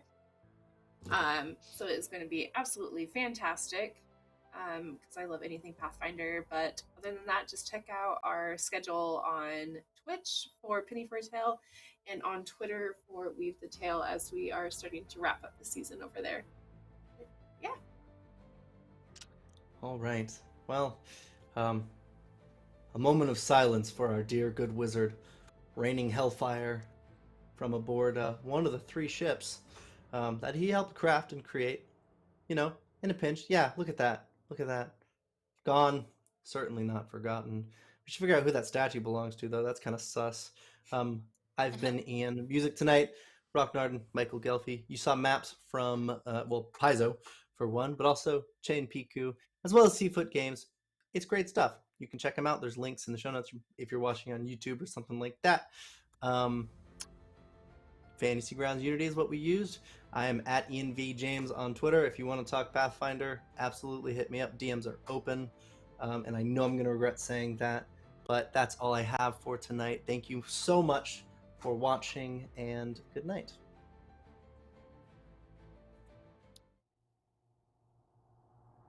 When the shadows shift, the trees cry like hungry children, and the oubliette of a darker reality grows from beneath your